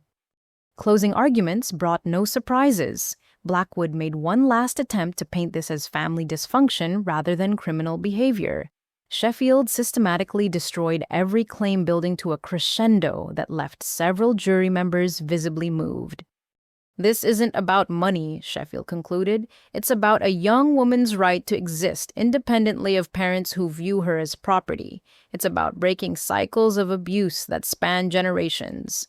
It's about justice for the child who was told to handle herself while watching her sister receive everything." We didn't have to wait long for the verdict. After just 3 hours of deliberation, Judge Horvath returned with her decision. In the matter of Williams versus Williams, she began, her voice carrying the weight of authority. "I find in favor of the defendant Suzette Williams on all counts." Relief flooded through me, but the judge wasn't finished. Furthermore, given the evidence of fraud, identity theft, and conspiracy presented during this trial, I'm recommending immediate criminal investigation. The plaintiff's lawsuit is dismissed with prejudice, and they are ordered to pay all legal fees and damages as determined by subsequent criminal proceedings. The gavel came down with finality. It was over. We'd won. My parents sat frozen, their expensive lawyer already packing his briefcase and distancing himself from clients who'd lied to him. My mother reached out as if to say something, but my father pulled her back, his face a mask of fury and disbelief. Madison appeared at my side. "We did it," she said softly. "We actually did it." "You did it," I corrected. "Your testimony made the difference." She smiled sadly. "I've got 23 years of making up to do. This was just the start." As we left the courthouse, surrounded by my real family of choice, my phone rang with the call I'd been dreading. It was the hospice. "You should come quickly," the nurse said gently. "Your grandmother is asking for you." We'd won the battle, but the war had taken its toll. Ellen had held on just long enough to see justice served. Now it was time to say goodbye to the one family member who'd truly seen me. The victory felt hollow as I drove toward the hospice, but I knew Ellen would be proud. The cycle was broken. The truth was revealed, and I was finally truly free. The hospice was quiet when I arrived, that peculiar stillness that comes with places where death is an expected visitor. Ellen's room was at the end of the hall, overlooking a small garden where late afternoon sun painted golden streaks across the walls.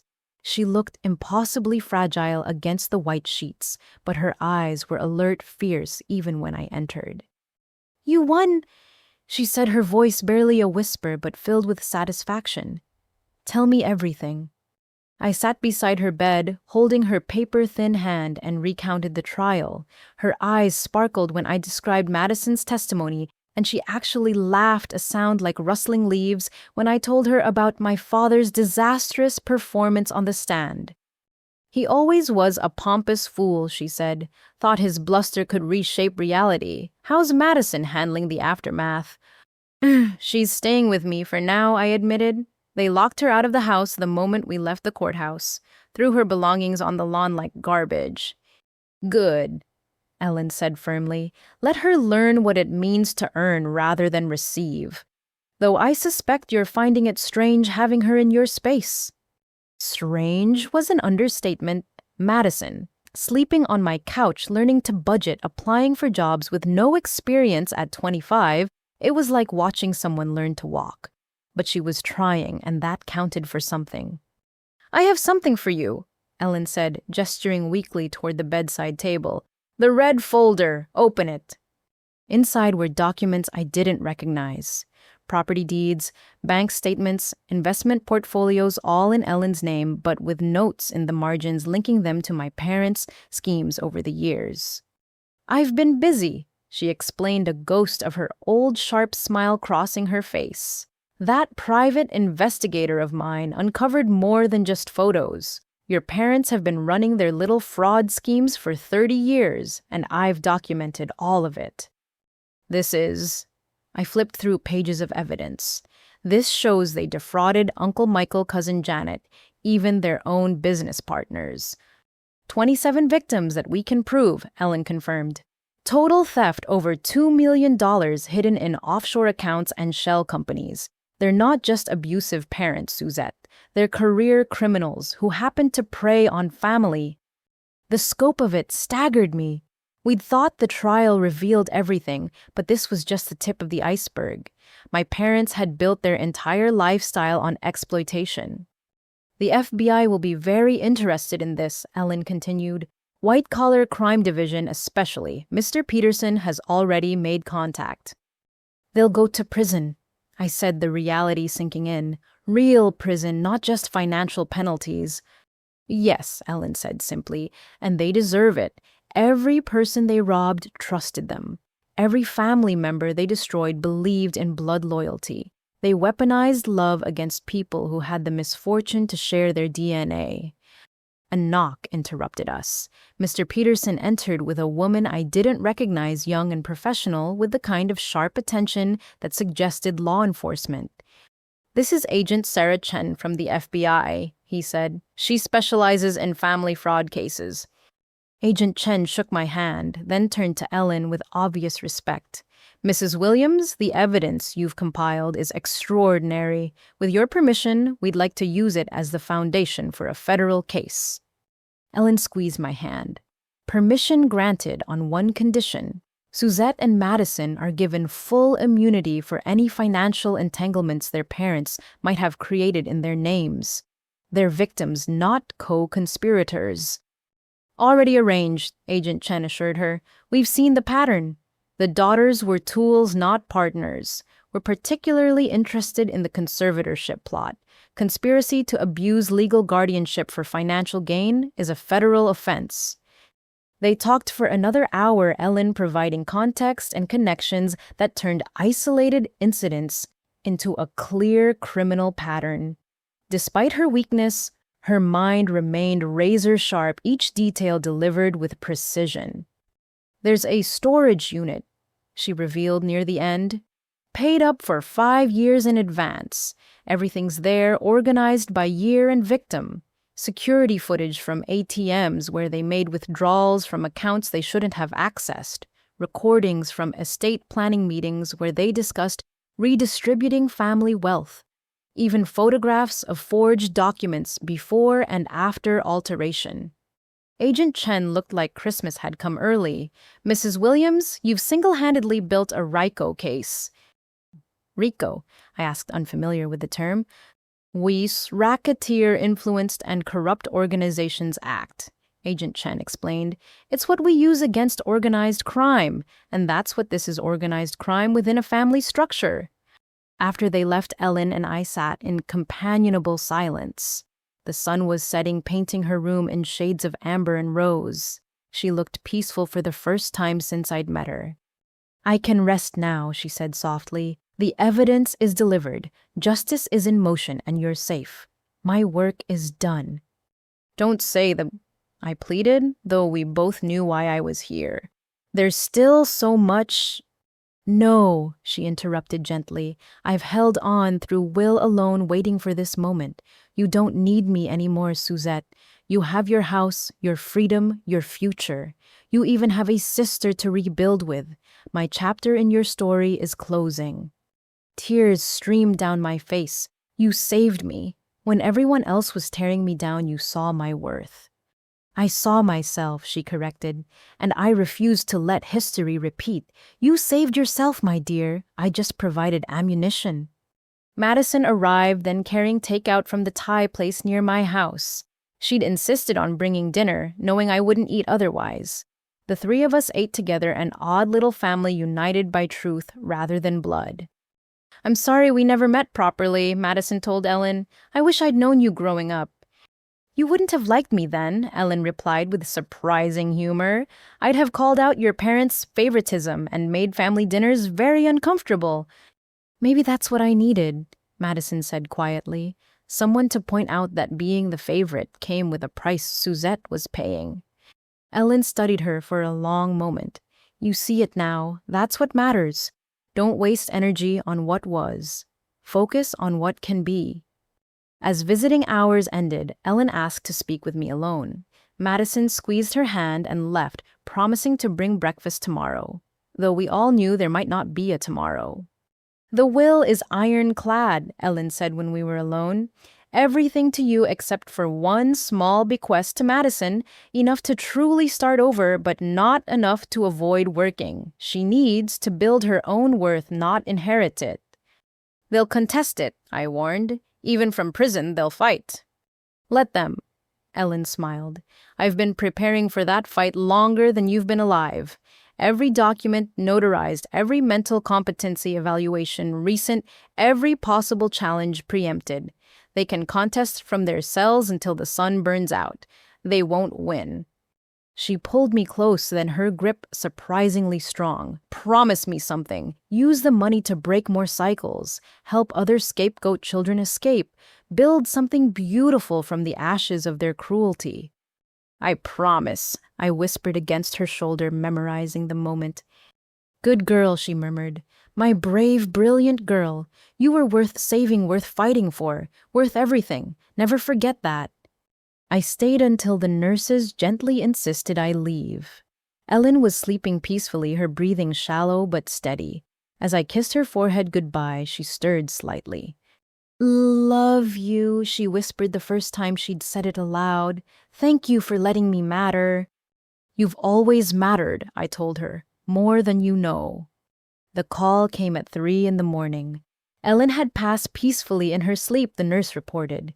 Her last words were about me, about pride and justice and breaking free.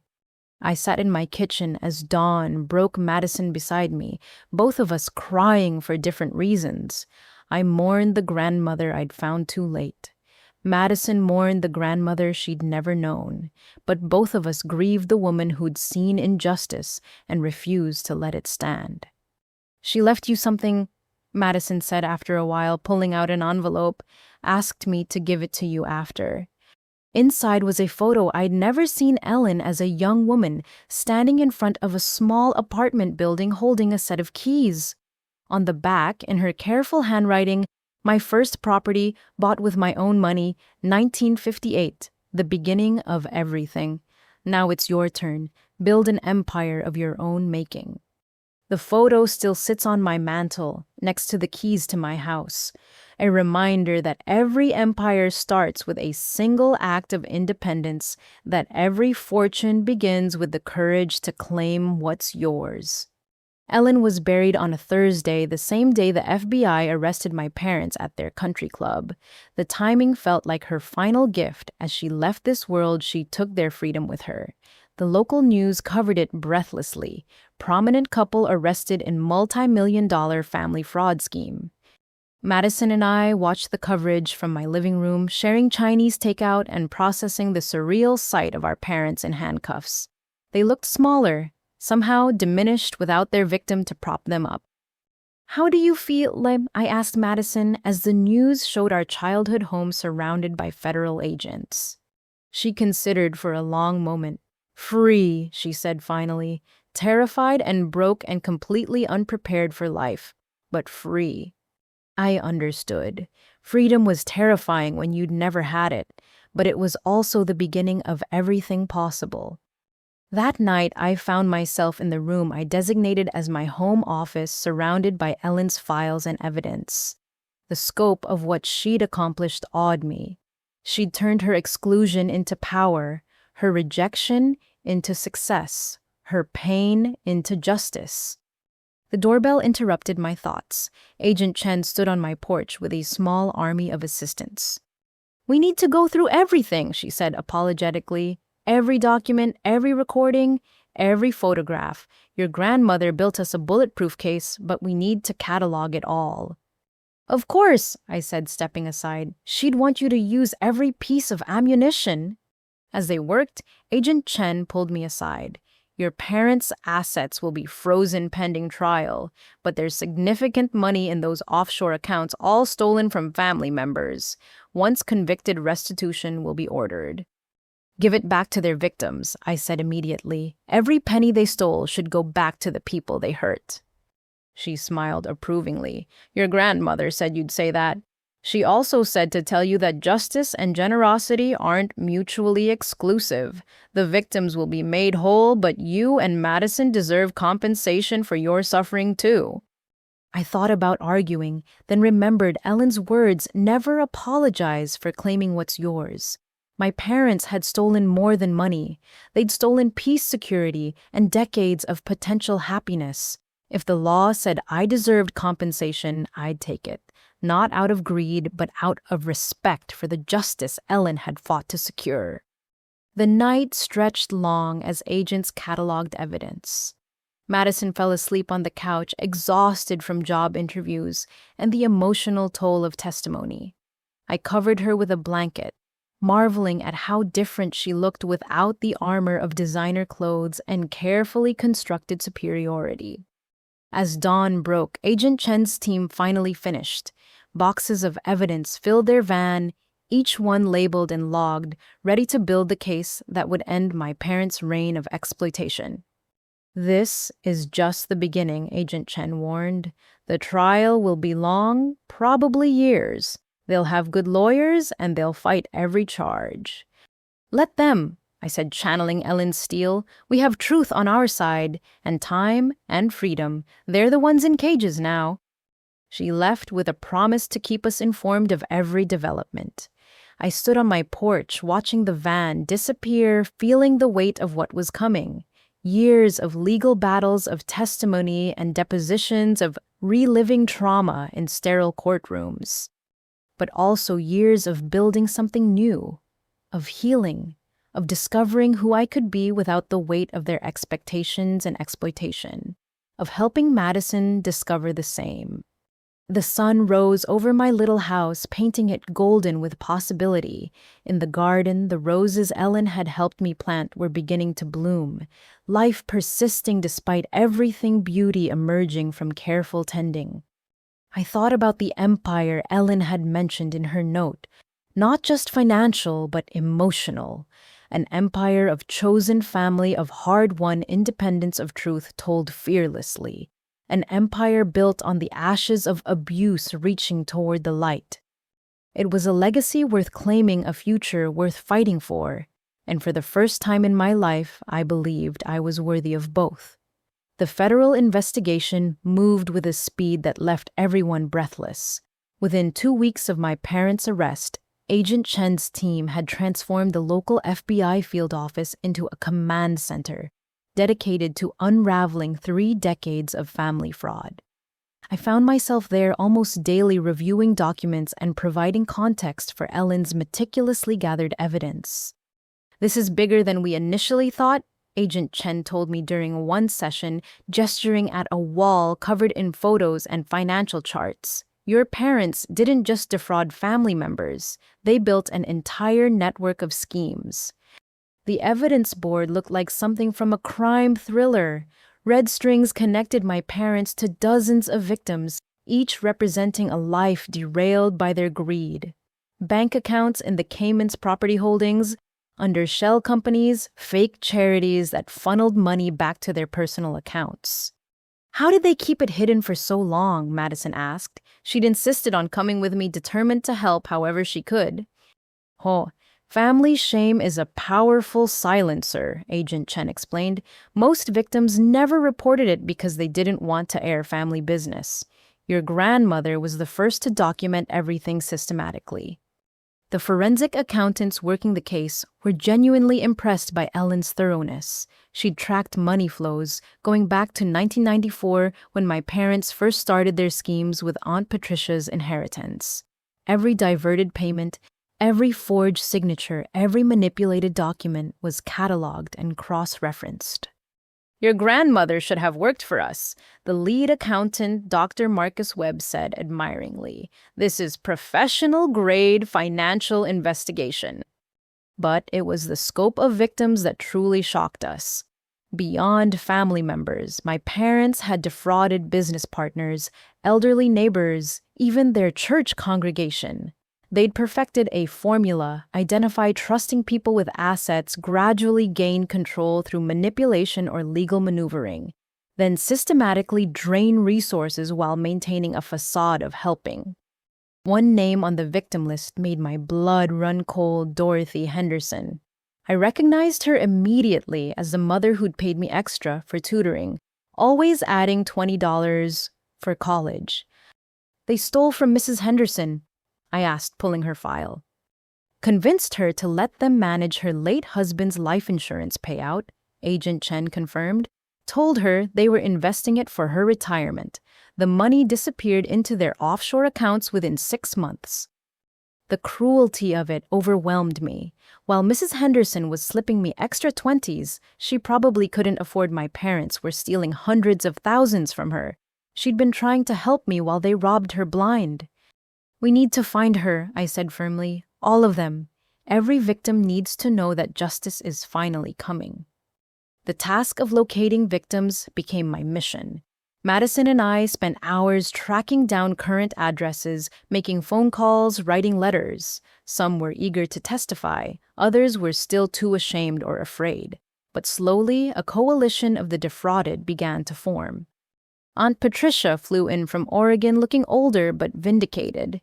I've waited 20 years for this day, she said when we met at the FBI office.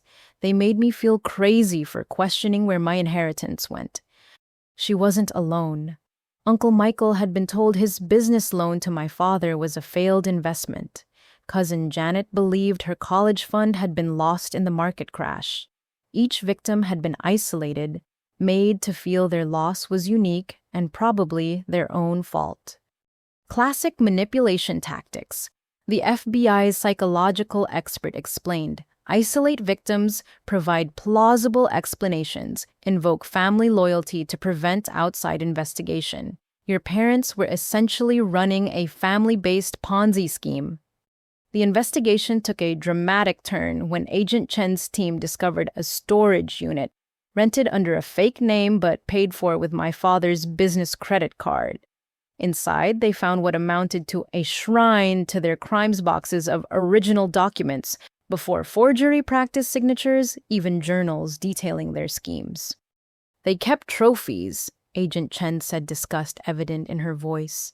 Like serial killers keeping mementos, they were proud of what they did. One journal entry in my mother's neat handwriting made my skin crawl. Successfully convinced S that college funds were never promised. Her acceptance of working multiple jobs proves she's as manageable as expected. M continues to thrive with proper support. The system works. S was me. M was Madison. We weren't daughters to them.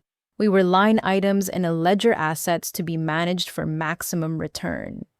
Madison found her own devastating evidence in those boxes, report cards they'd altered to make her grades seem better than mine. Letters from teachers expressing concern about her behavior that never reached their intended audience.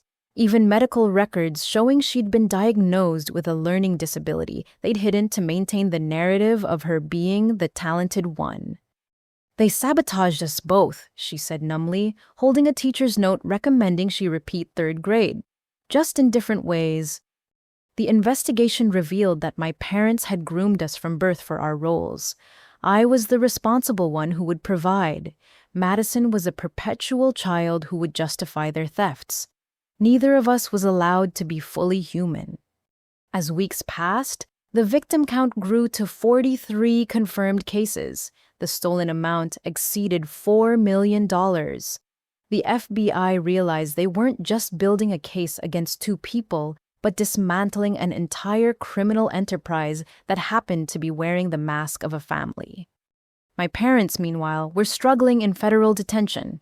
Their lawyers had secured separate representation after conflicts emerged in their defense strategies. My father was reportedly planning to blame everything on my mother's influence. My mother was claiming my father had controlled her through decades of psychological abuse. They're turning on each other. Their former lawyer, Blackwood, told me when we ran into each other at the courthouse. He looked relieved to no longer represent them, each one trying to position themselves as a victim of the other.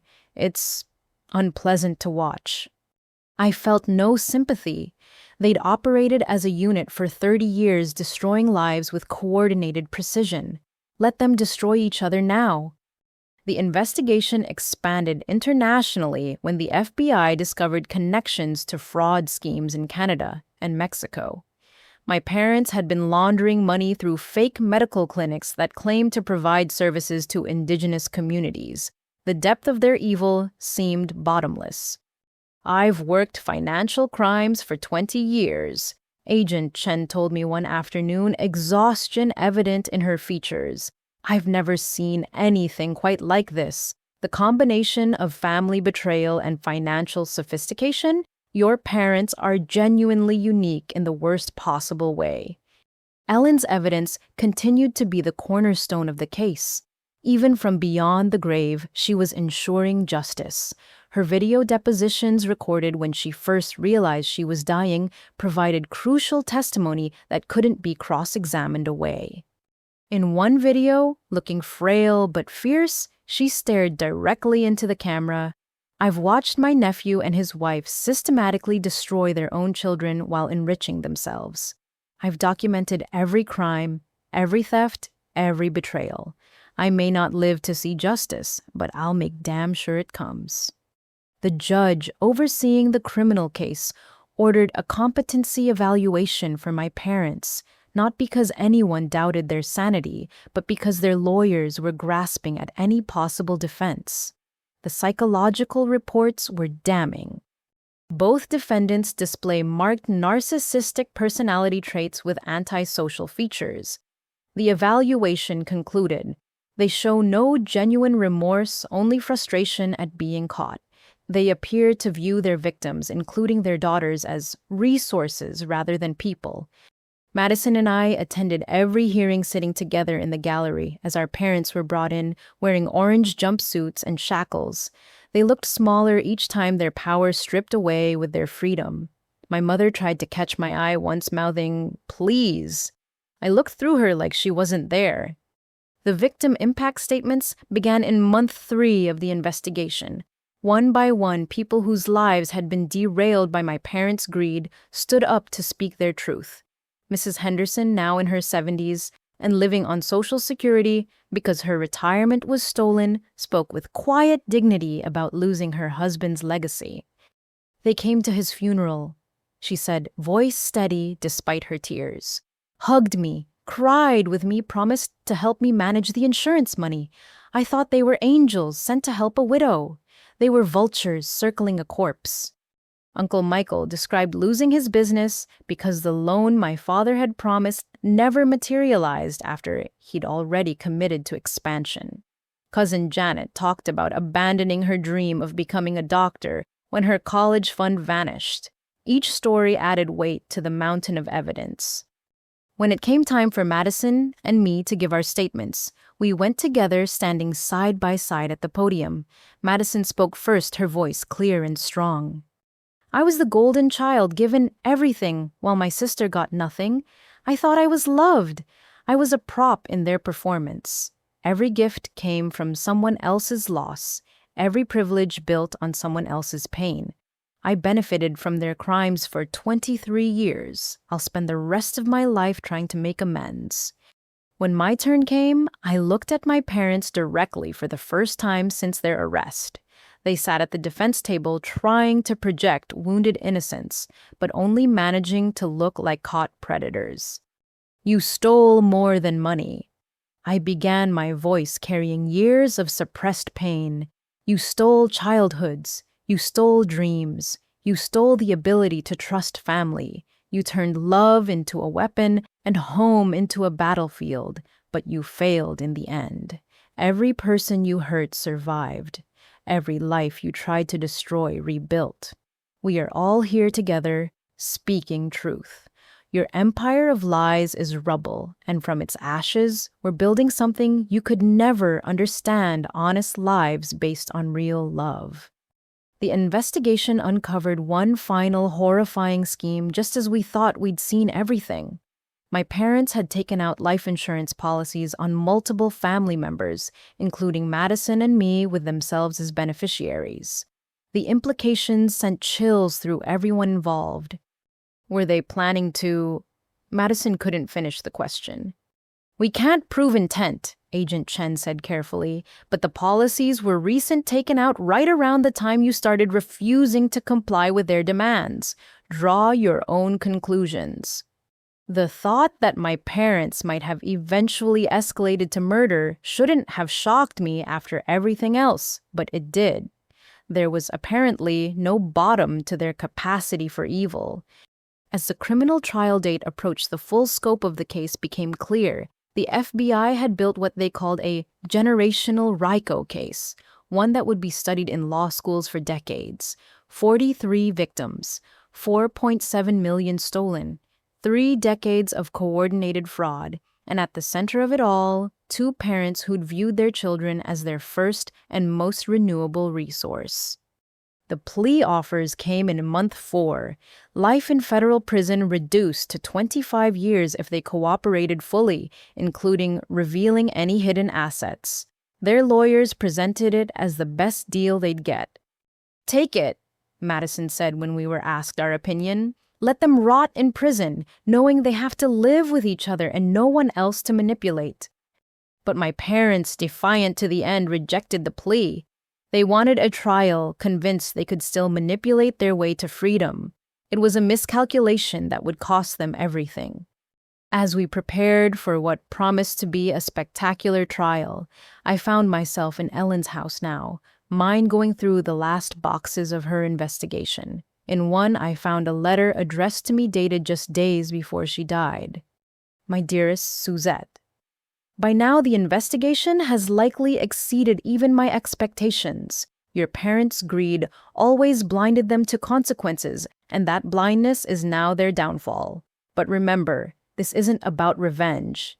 It's about prevention. Every crime exposed protects future victims. Every truth told makes it harder for others to perpetuate such abuse. Use what comes from this wisely. The restitution will be substantial. Build something beautiful. Help others escape. Create the family you deserved but never had.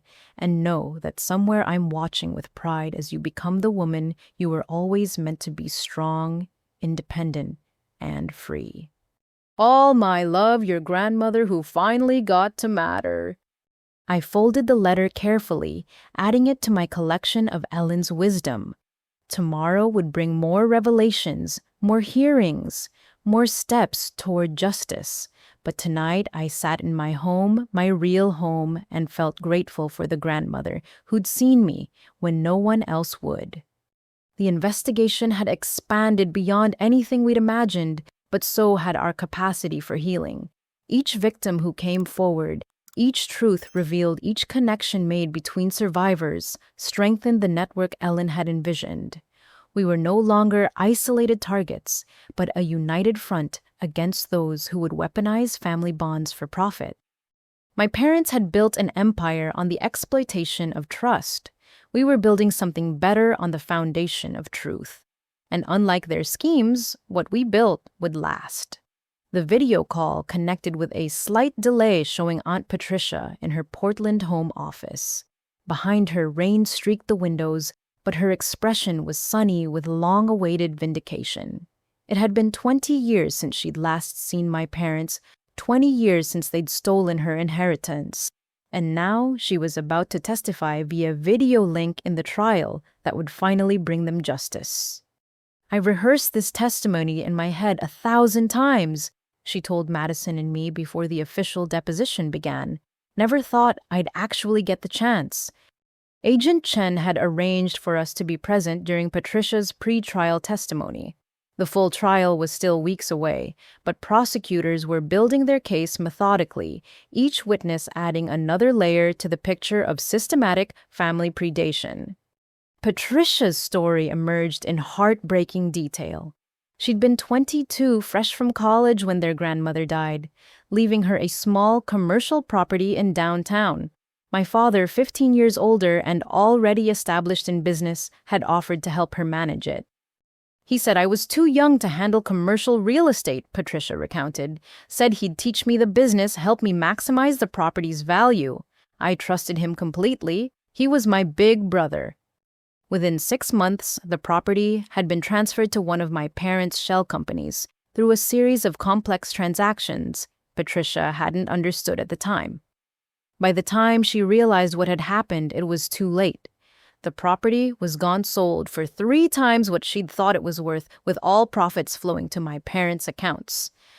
When I confronted them, they gaslit me completely. Patricia continued, her voice steady but her hands clenched. Told me I'd agreed to sell, that I'd signed documents, that I was having memory problems from stress. They even suggested I see a psychiatrist for my paranoid delusions. The pattern was achingly familiar. Identify trust, exploit it, then weaponize concern when questioned. They'd refined the technique over decades, but the core strategy remained constant. The worst part, Patricia said, tears finally breaking through her composure, was losing my family. They turned everyone against me, told relatives I was unstable, ungrateful, trying to destroy the family over money. I lost not just my inheritance, but my entire support system. Her testimony via video link was powerful, but it was just the beginning. As the deposition ended, Agent Chen pulled up a new file on her laptop. Patricia's case led us to something unexpected, she explained. Your paternal grandfather's will. Madison and I exchanged confused glances. We'd been told our grandfather died before we were born, leaving nothing but debt. Another lie, apparently. William Harrison Sr. died in 1995. Agent Chen continued pulling up documents. He left an estate worth approximately $2 million, divided equally among his 3 children, your father Patricia and another son Michael. Uncle Michael, who they also defrauded. I asked, pieces clicking together. Exactly, but here's where it gets interesting. The will had a specific clause: any heir who committed financial crimes against another heir would forfeit their share to the victims. Your grandfather apparently knew his children well. The implications were staggering. If proven, my father's crimes against his siblings would invalidate his entire inheritance. That money, grown with interest over decades, should have gone to Patricia and Michael. Instead, it had funded my parents' lifestyle and their continued frauds. There's more, Agent Chen said, her expression grim. We found evidence that your parents were aware of this clause. They destroyed copies of the will and told everyone your grandfather died bankrupt. But Ellen had the foresight to obtain a certified copy from the county records office in 1996. Ellen, even from the grave, she continued to provide ammunition for justice. Her paranoia hadn't been paranoia at all, just well-founded caution based on pattern recognition. The next revelation came from an unexpected source, Madison's childhood therapist, Dr. Linda Reeves, who reached out after seeing news coverage of the arrest. She'd held onto records for decades, waiting for the day someone would listen. I treated Madison from ages 6 to 10. Dr. Reeves explained when she came to give her statement. Her parents brought her in for behavioral issues. But what I found was a bright child being deliberately held back to maintain a family narrative. The records she provided were damning. Madison had tested as gifted in mathematics and logic, the same areas where I excelled. But my parents had suppressed those results, insisting the therapist focus on developing her artistic temperament instead. They specifically instructed me to avoid academic advancement, Dr. Reeves said. When I suggested Madison skip a grade due to boredom, they threatened to sue me for malpractice. They needed her to be dependent, not successful. Madison listened to this testimony with tears streaming down her face. Every revelation peeled back another layer of manipulation, showing how thoroughly we'd both been shaped to serve their narrative. But the most shocking discovery came from Ellen's final box of evidence, one that had been sealed with instructions to open only during the criminal trial. Inside were documents that predated even Patricia's fraud, going back to our parents' college years. "Your mother's first husband," Agent Chen said quietly, sliding a death certificate across the table. "Richard Dalton died in a car accident in 1989, 6 months after marrying your mother. She was the sole beneficiary of a substantial life insurance policy." I felt the blood drain from my face. "Are you suggesting—" "The accident was ruled suspicious at the time," Agent Chen continued. "Single car, perfect weather, no mechanical issues. But without evidence of tampering, it was closed as an accident. Your mother married your father 8 months later." Madison grabbed my hand under the table. The implication that our mother might be a murderer on top of everything else was too much to process. But Agent Chen wasn't finished. "Richard Dalton's family tried to contest the insurance payout. They hired a private investigator who found evidence that your mother had taken out the policy without Richard's knowledge, forging his signature. But before they could pursue it, the investigator died in another single-car accident." The pattern was undeniable. Everyone who threatened my parents' financial schemes faced consequences. Patricia lost her family. Michael lost his business. Those who pushed too hard faced worse. "How many people have they killed?" Madison asked, her voice small and frightened. "We can't prove murder," Agent Chen said carefully, "but we're reopening both cases. Modern forensics might find what investigators missed 30 years ago." The investigation had started as financial fraud and was spiraling into something far darker. My parents weren't just thieves. They were possibly killers who'd eliminated obstacles to their wealth accumulation. More victims emerged as news coverage expanded. A business partner who'd mysteriously drowned during a fishing trip after discovering accounting irregularities. A neighbor who'd fallen downstairs after threatening to expose their theft of her husband's coin collection. Each death had been ruled accidental, but the pattern was becoming impossible to ignore. Serial killers who murder for money. The FBI's behavioral analyst explained, "It's rare but not unprecedented. They start with financial crimes, escalate to murder when threatened, then return to financial crimes. The money isn't just a goal, it's a way of keeping score." The revelation sent shockwaves through our extended family. Relatives who dismissed Patricia as crazy were suddenly examining every death, every accident, every loss with new eyes. The family reunions my parents had hosted now seemed like hunting grounds where they selected new victims. Madison moved in with me permanently after these revelations.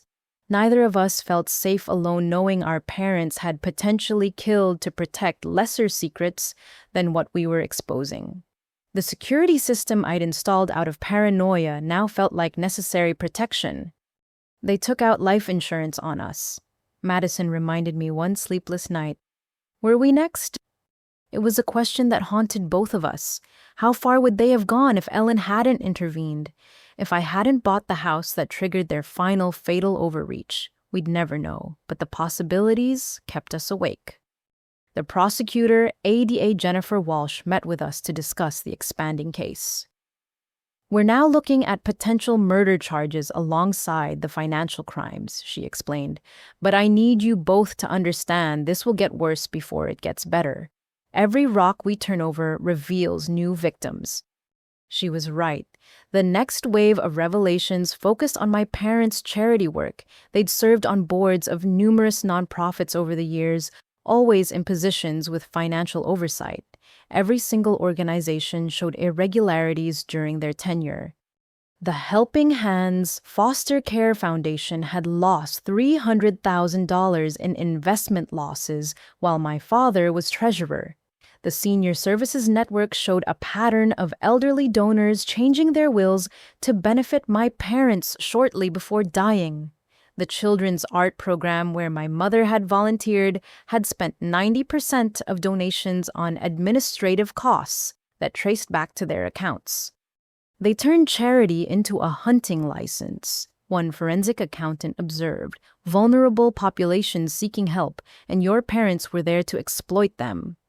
The foster children were perhaps the most heartbreaking victims. Several now adults came forward with stories of my parents befriending them, promising to help with college or housing, then draining their modest trust funds or benefit payments. They told me I was like another daughter. One woman, Sarah, testified, said they wanted to give me what my birth parents couldn't. What they gave me was a lifetime of debt and the inability to trust anyone who offers help. Each story added weight to the prosecution's case, but also to the horror Madison and I carried. These weren't just our parents. These were monsters wearing human masks who happened to share our DNA. The trial date approached like a gathering storm. The prosecution's witness list read like a directory of destroyed lives. The defense's strategy remained unclear, though rumors suggested they would claim diminished capacity due to shared psychosis. Let them try, Ada Walsh said grimly. I've got 40 years of calculated fraud to demonstrate capacity. They're evil, not insane. As Madison and I prepared for the trial, we found ourselves drawing closer to the other victims. Patricia flew in from Portland to stay with us. Uncle Michael visited from Chicago. Even some of the foster children my parents had defrauded gathered for support. In my little house, the one my parents had tried so hard to steal, we formed an unlikely family, bound not by blood, but by betrayal, united in our determination to see justice done. We cooked meals together, shared stories, cried, and laughed in equal measure. They tried to isolate us, Patricia observed one evening as we all gathered around my dining table, made us each think we were alone, crazy, ungrateful. But look at us now. She was right. My parents' greatest weapon had been isolation, making each victim believe their experience was unique and probably their fault. But Ellen's investigation and the FBI's diligence had connected the dots, showing the pattern that revealed the truth. The final pre-trial revelation came from Madison herself. She'd been going through old home videos looking for evidence when she found something that chilled us all.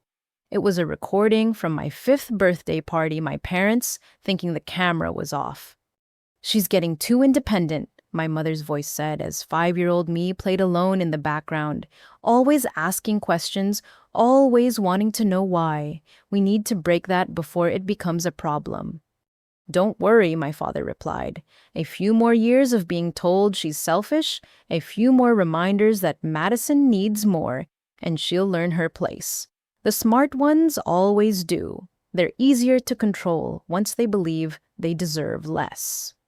The casual cruelty of planning to psychologically destroy a 5-year-old for future financial gain was breathtaking, but it also provided crucial evidence that this wasn't a scheme that developed over time. They'd been grooming us from birth for our assigned roles. As the trial date arrived, we were ready. The prosecution had built an ironclad case spanning decades and dozens of victims. The defense had nothing but the desperate strategies of criminals who'd finally run out of people to manipulate. But the real victory had already been won. In that crowded little house, victims had become survivors. Isolated targets had become united family. The empire my parents built on exploitation was in ruins, but from those ruins, we'd built something they could never understand or destroy a family based on truth, healing, and genuine care. Tomorrow, we testify. I told the gathered group on the eve of trial, not just about what they took, but about what we've built despite them. They thought they were creating victims. Instead, they created an army of truth-tellers. The response was a cheer that shook my little house's walls. We were ready. Justice was coming. And for the first time in any of our lives, we weren't facing it alone. The morning of Madison's testimony dawned gray and drizzly, matching the somber mood as we prepared for what would be the trial's most dramatic day yet. She stood in my kitchen, wearing the same simple black dress she'd worn to our first hearing, her hands wrapped around a cup of tea she wasn't drinking. "You don't have to do this," I said for the 100th time. "The prosecution has enough without your testimony." Yes, I do," she replied, her voice steady despite the tremor in her hands. "I benefited from every crime they committed. The least I can do is tell the truth about it." We drove to the courthouse in silence, the weight of what was coming pressing down on both of us.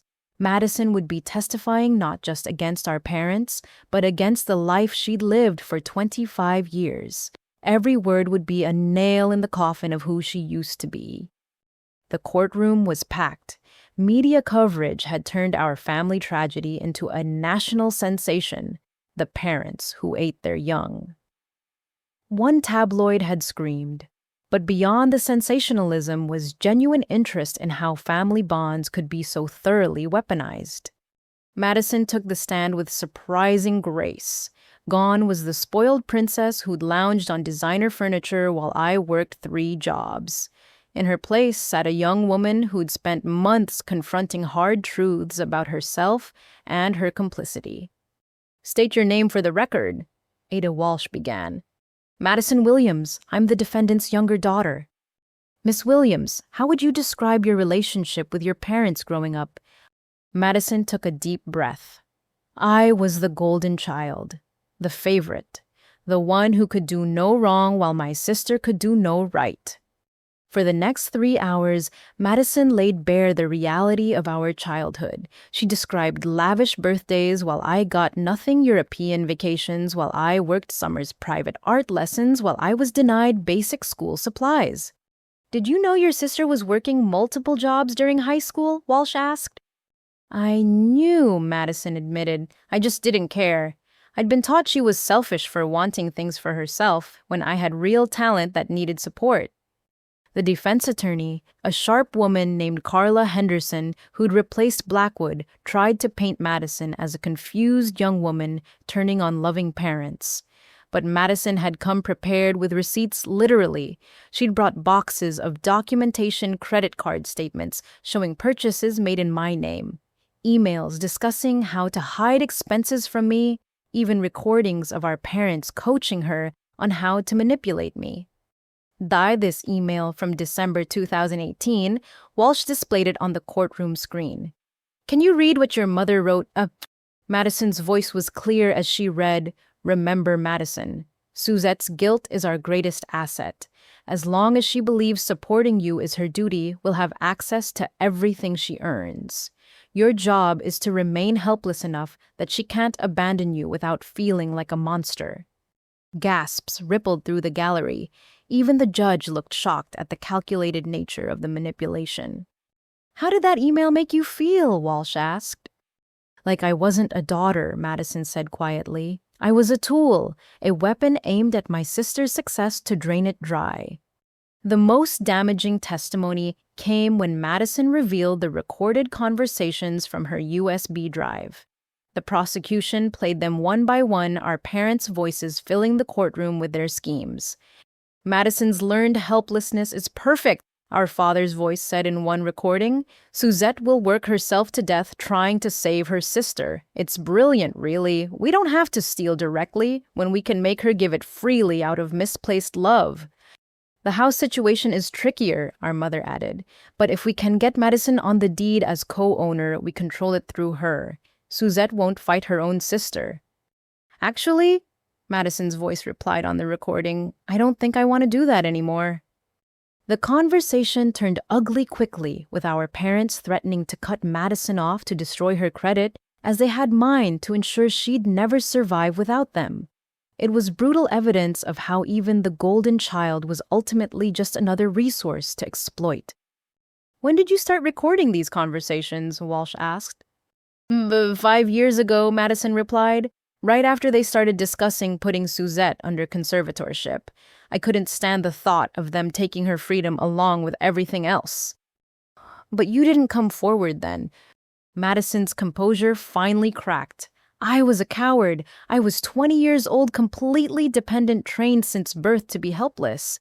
I told myself I was gathering evidence for someday. Really, I was just too scared to give up my comfortable life. The cross-examination was brutal. Henderson attacked Madison's credibility, suggesting she was testifying to get her hands on inheritance money, that she was betraying loving parents who'd given her everything. They gave me everything that belonged to other people, Madison shot back. Every gift was bought with stolen money. Every opportunity came from someone else's loss. You can't betray people who were never really your parents, just criminals who raised you to be their accomplice. The afternoon brought Madison's most powerful testimony. She'd created a comprehensive chart showing exactly where money spent on her had come from. Each line item matched to a victim. Her car came from Aunt Patricia's stolen inheritance, her art supplies from Mrs. Henderson's retirement fund, her apartment from the foster children's trust funds. I lived my entire life on blood money, Madison said, tears finally flowing. Every privilege I had was built on someone else's pain. I can't give back the years of advantages, but I can at least tell the truth about where they came from. The judge called for a recess, and Madison nearly collapsed the moment she left the stand. I caught her in the hallway, holding her as she sobbed like the broken child she'd always been beneath the entitled exterior. You did it, I whispered. You told the truth. I helped them, she sobbed. All those people they hurt, I helped them do it. Well, you were a child, Patricia said, joining our embrace. A child raised to be a weapon. The guilt belongs to those who wielded you, not the weapon itself. The victim support group had become Madison's lifeline in recent months. People who had every reason to hate her instead offered understanding. They'd seen how our parents operated, how they groomed and manipulated. Madison was as much a victim as any of us, just decorated in prettier chains. When court resumed, Madison had one final piece of evidence. She pulled out a letter, hands shaking as she unfolded it. I wrote this the night I decided to testify, she explained. It's addressed to every person my parents stole from. Walsh had her read it aloud. In simple, honest language, Madison acknowledged every theft she'd benefited from, every life disrupted for her comfort. She pledged to spend her life making amends, starting with testimony and continuing with dedicating her life to helping other victims of family fraud. I can't undo the past, the letter concluded, but I can ensure the future is different. Every day I'll work to earn the life I was given at others' expense. And maybe someday I'll be worthy of the forgiveness some of you have already shown me. There wasn't a dry eye in the courtroom. Even the court reporter was wiping away tears as Madison finished reading. The redirect examination focused on Madison's transformation. She testified about getting her first job, the terror and pride of earning her own money. She talked about therapy, confronting the learned helplessness that had kept her dependent. She described living with me, learning basic life skills at 25 that most people master as teenagers. It's humiliating, she admitted, learning to budget when you've never even seen a bill, cooking when you've only ever ordered out. But every small victory feels like reclaiming a piece of myself that they stole. The prosecution then did something unexpected. They called several of my parents' victims to testify about their interactions with Madison since the arrest. One by one, they described a young woman working desperately to make amends. Mrs. Henderson testified that Madison had shown up at her door with a handwritten apology and a check for $5,000. It's all I've saved from my job, Madison had told her. I know it doesn't cover what they took, but I need to start somewhere. Sarah, the former foster child, described Madison volunteering at the group home where she now worked. She comes twice a week, teaches art to kids who've been abandoned. She told me she wanted to use the only skill she had to help kids who'd been thrown away like she should have been. The cumulative effect was powerful. This wasn't just testimony against criminals. It was the story of redemption of someone raised in evil choosing good despite everything. Our parents watched it all with stony faces. My mother had stopped her fake tears after the first recording played. My father's mask of wounded patriarch had slipped to reveal cold fury. They looked at Madison like she was a malfunctioning tool, not a daughter who'd found her conscience. When Madison finally stepped down after 6 hours of testimony, the courtroom erupted in unprecedented applause. The judge didn't even try to restore order immediately, perhaps recognizing that justice sometimes needs to be felt, not just administered. Outside the courthouse, Madison faced the media for the first time. Reporters shouted questions, but she'd prepared a statement. I spent 25 years as a parasite living off others' losses. Today, I chose to become something else. To every victim of my parents' crimes, I'm sorry. To everyone still trapped in abusive family situations, truth is possible. And to my parents, if you're listening, I'm finally free of you. We both are. That night, back at my house, Madison collapsed on the couch she'd called home for months. The victim support group gathered around us, celebrating the day's victory while acknowledging the pain it had required. You know they'll never forgive you, Patricia said gently. In their minds, you're now worse than Suzette. She was always the enemy. You're the traitor. Good, Madison said firmly. Their forgiveness would mean I'd done something wrong. Uncle Michael raised a glass of wine. To Madison, who proved that golden children can break free too.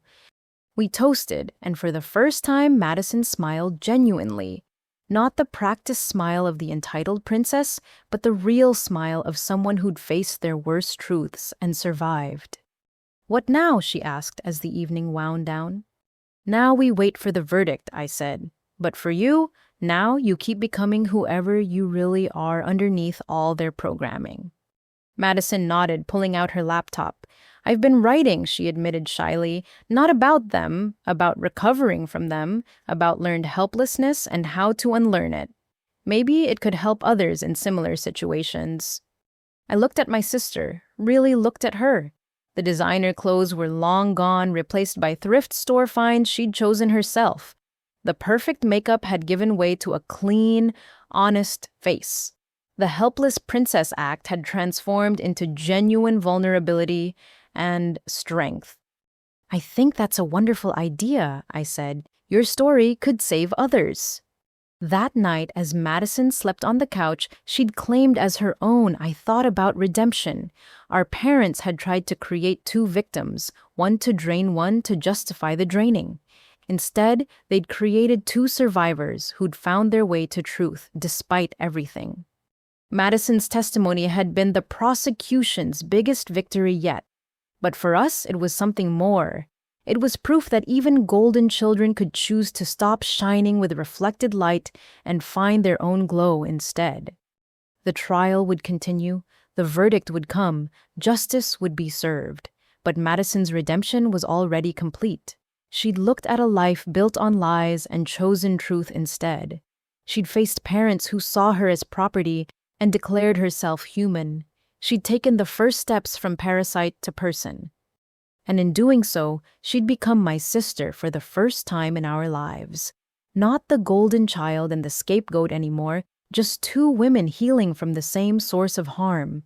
It was its own kind of justice, perhaps the most important kind. The empire of manipulation had lost both its victims. In its place, we were building something real. Day 14 of the trial arrived with the kind of crisp autumn morning that made everything feel sharper, more real. The courthouse steps were crowded with media and supporters. Some carried signs, "Justice for family fraud victims," "Blood doesn't equal betrayal," "Ellen Williams' hero." Inside, Judge Patricia Horvath's courtroom had become as familiar as my own living room. The same wood paneling, the same uncomfortable benches, the same sense of lives being weighed and measured. But today felt different. Today, 12 jurors would decide whether my parents were the criminals we'd proven them to be, or simply misunderstood parents facing ungrateful children. The prosecution's closing argument was a masterclass in organized devastation. Ada Jennifer Walsh stood before the jury with 40 years of evidence distilled into undeniable truth.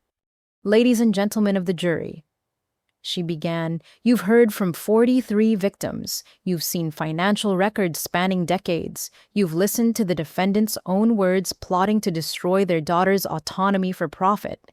This isn't a family dispute. This is organized crime wearing the mask of parental love."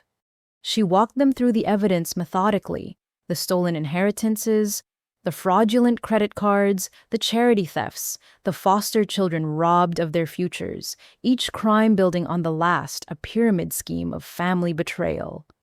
"The defendants want you to believe this is about ungrateful children abandoning loving parents," Walsh continued.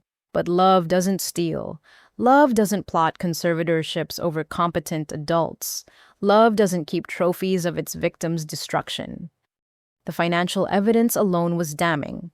Forensic accountants had traced every dollar, creating a web of theft so complex it required charts to visualize. But it was the personal testimonies that carried the real weight. Walsh played excerpts from Madison's recordings, our parents' voices cold and calculating as they discussed our roles as resources.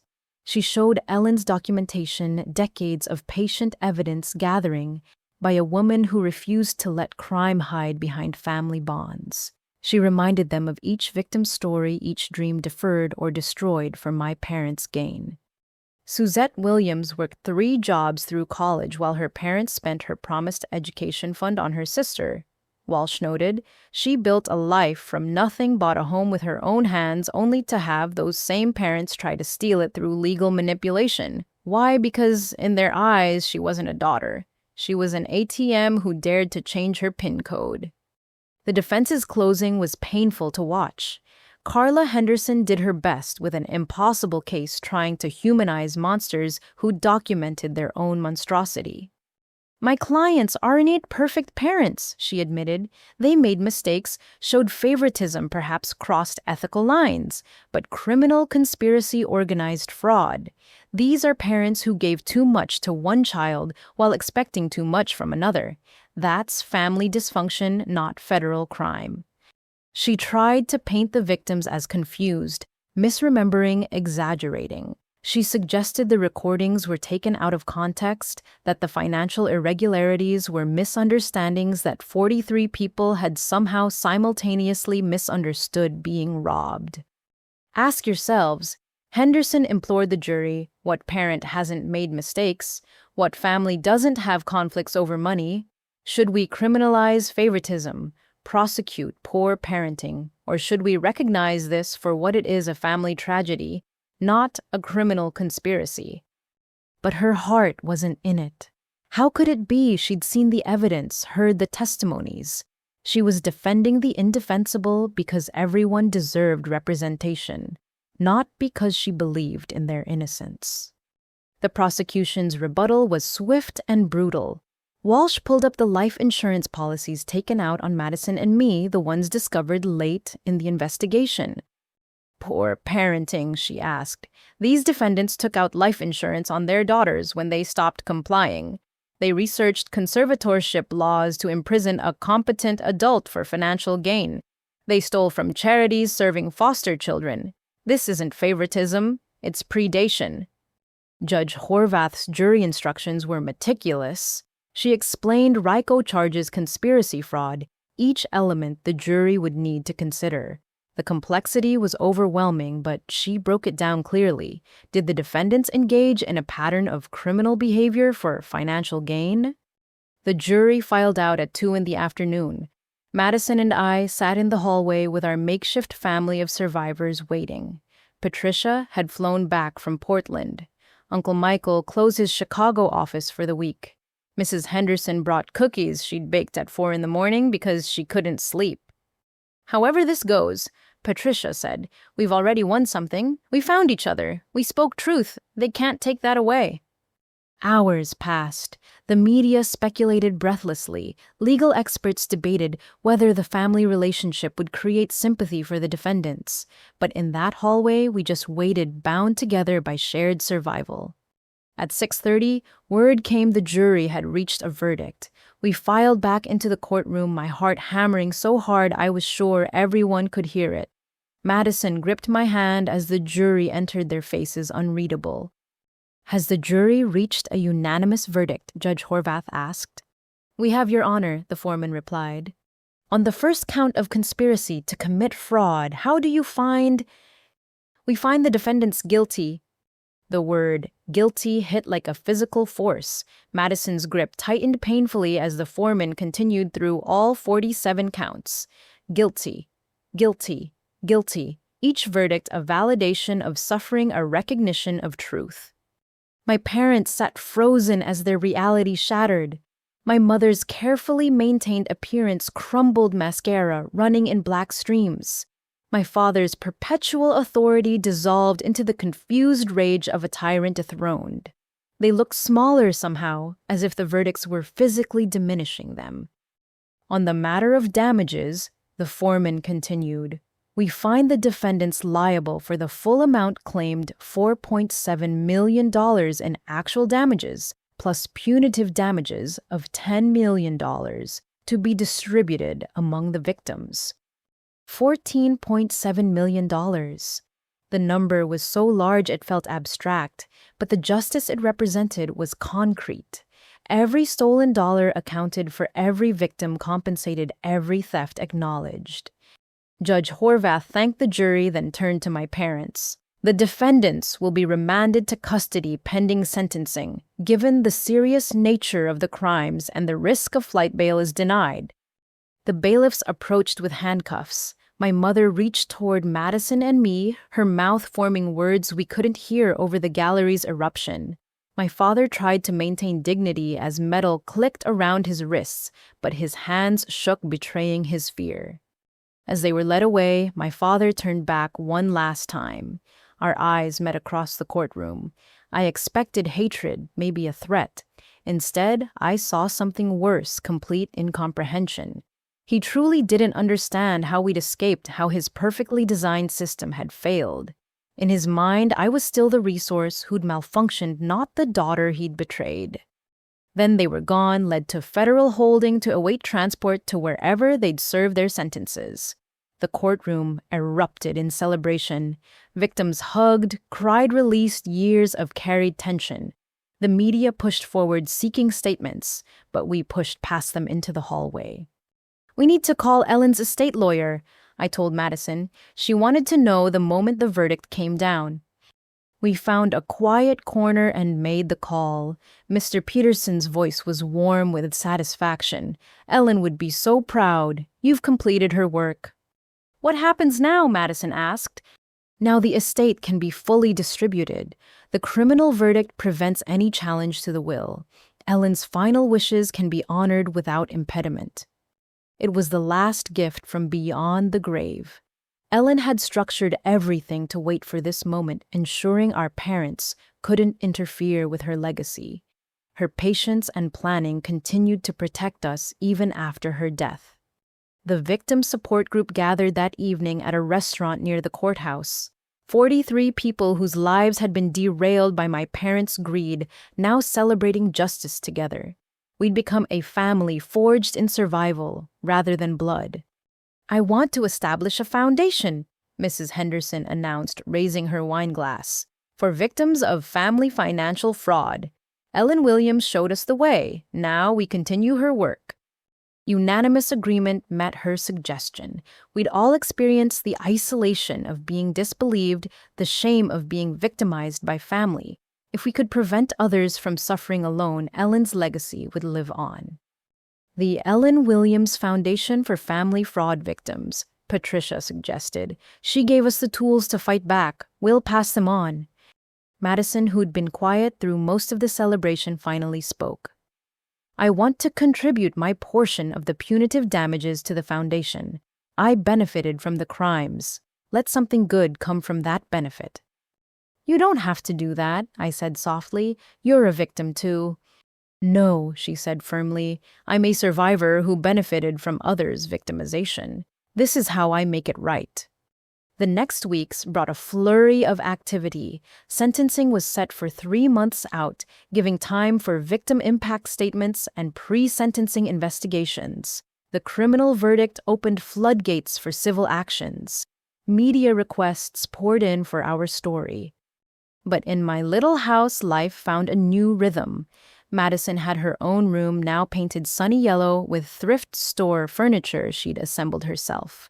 She worked full-time at the gallery, volunteered at the group home, and wrote in the evenings. Her book about unlearning helplessness was taking shape.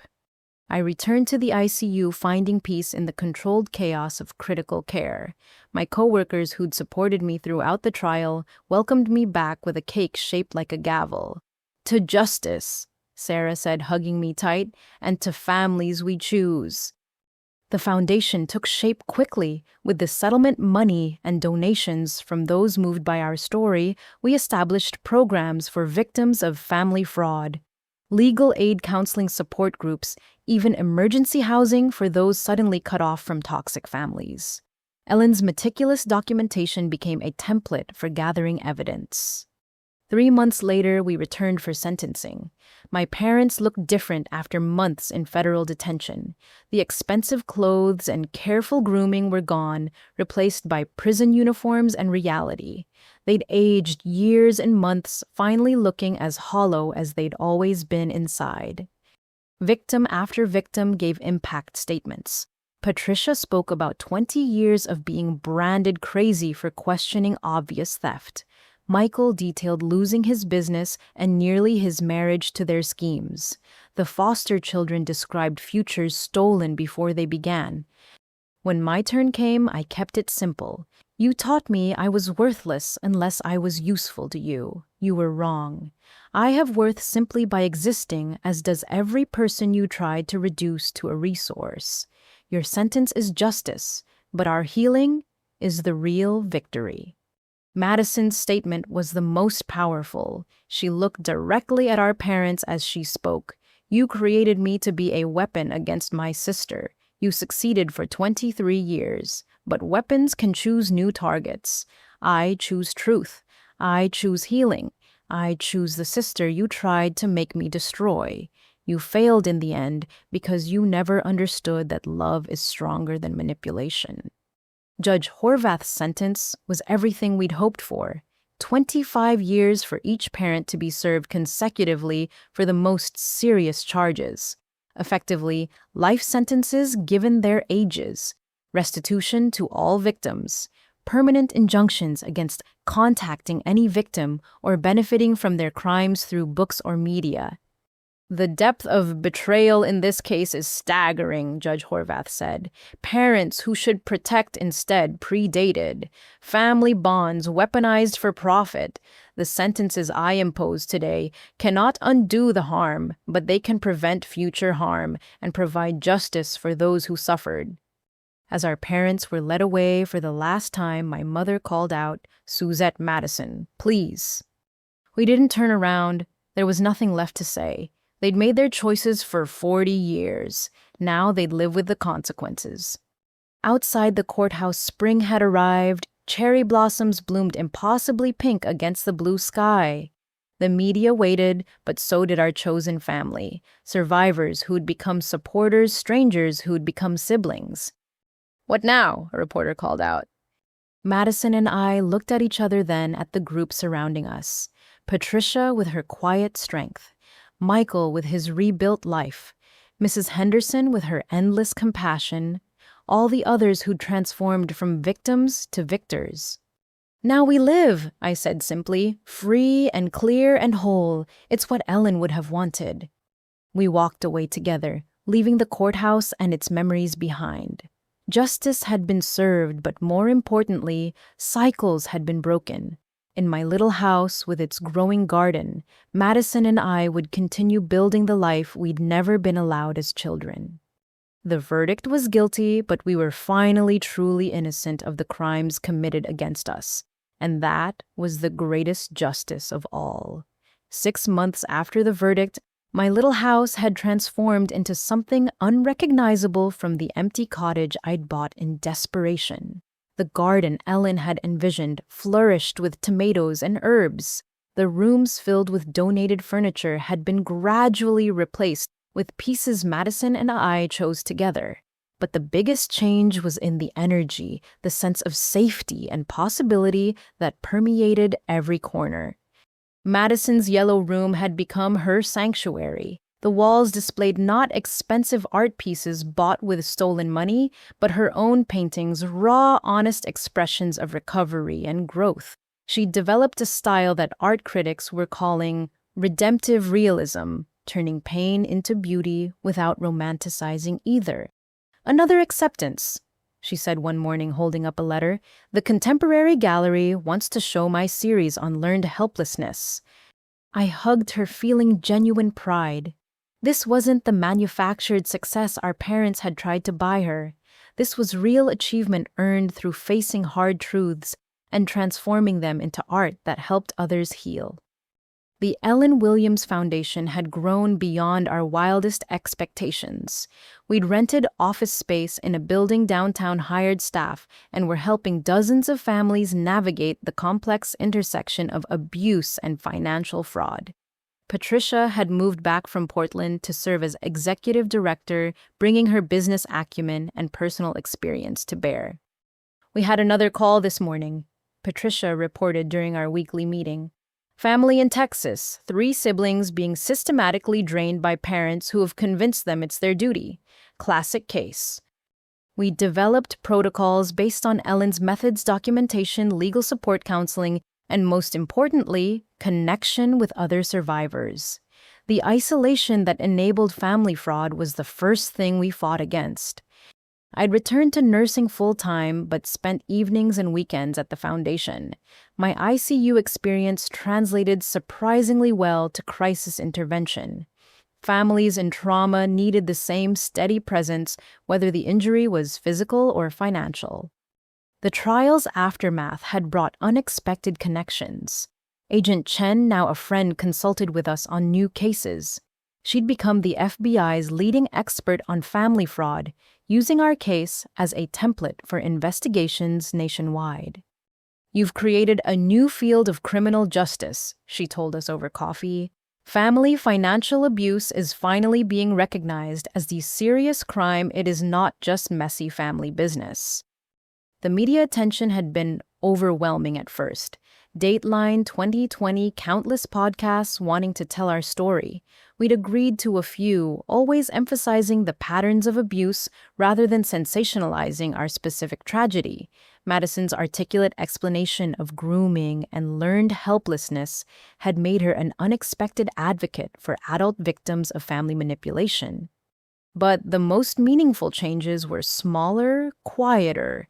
Madison getting her driver's license at 26, tears of joy streaming down her face at the independence it represented.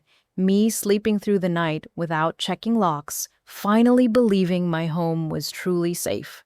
Both of us learning to trust our own judgment after years of gaslighting. Our parents' assets frozen during the investigation had been liquidated to pay restitution. The house I'd grown up in sold at auction, its contents distributed to victims. I'd wanted nothing, but Patricia insisted I take one item, the kitchen table where so many schemes had been plotted. "Why would I want that?" I'd asked, repulsed by the memories. "Because you're going to transform it," she said, "like you've transformed everything else they touched." Now that table sat in my dining room, restored and repurposed. Where my parents had plotted destruction, Madison and I shared meals with chosen family. Where lies had been spoken, truth was celebrated. The table that had witnessed our exploitation now supported our healing. Uncle Michael visited monthly from Chicago, his business rebuilt and thriving. He'd become a mentor to Madison, teaching her financial literacy with patience our parents never showed. "You're not stupid," he told her during one lesson. "You were kept ignorant. There's a difference, and it's not your fault." These simple affirmations meant everything to Madison, who still struggled with shame over her years of dependence. Each small victory, balancing a checkbook, negotiating a raise, understanding investment basics, was celebrated by our survivor family. The criminal case had spawned numerous civil suits. Victims empowered by the guilty verdict pursued individual claims against my parents' hidden assets. International investigators had uncovered accounts in Switzerland and the Caymans, money squirreled away for a retirement they'd never enjoy. Current estimate is $8 million in hidden assets. Our lawyer updated us. Every penny will go to victims. It was satisfying, but the money had never been the point. The point was acknowledgement, validation that the harm was real and deserved redress. Each civil victory added another layer of justice to Ellen's legacy. My parents had tried to maintain contact from prison, sending letters through their lawyers. The first few we'd read, hoping for acknowledgement or apology. Instead, they contained the same manipulations in written form, guilt trips, gaslighting demands dressed as requests. "You owe us." One letter from our mother read, "We gave you life. We deserve forgiveness." Madison had written a response we never sent. "You gave us life, then spent 20+ years trying to destroy it. Forgiveness isn't owed, it's earned. And you're still not trying to earn it, just demand it." We stopped reading the letters, forwarding them unopened to law enforcement in case they contained threats or violated the no-contact order. Our parents' words had lost their power. They were just noise now, the extinction burst of abusers, realizing their victims had escaped permanently. The Foundation's work revealed how common our story was. Families across the country reached out with variations on our theme: children treated as resources, love conditional on financial benefit. Gaslighting so severe, victims doubted their own reality. We weren't unique, just uniquely positioned to fight back thanks to Ellen. "Every call breaks my heart," Madison said after a particularly difficult intake interview, "but every success story heals it a little." She'd become our primary counselor for golden children trying to break free. Her personal experience with learned helplessness and manufactured dependence made her uniquely qualified to guide others toward independence. One case particularly moved us: a young man named David, whose parents had been funneling his tech salary into his addict brother's treatment for years. The treatment was fake, the brother complicit, and David was drowning in debt despite a 6-figure income.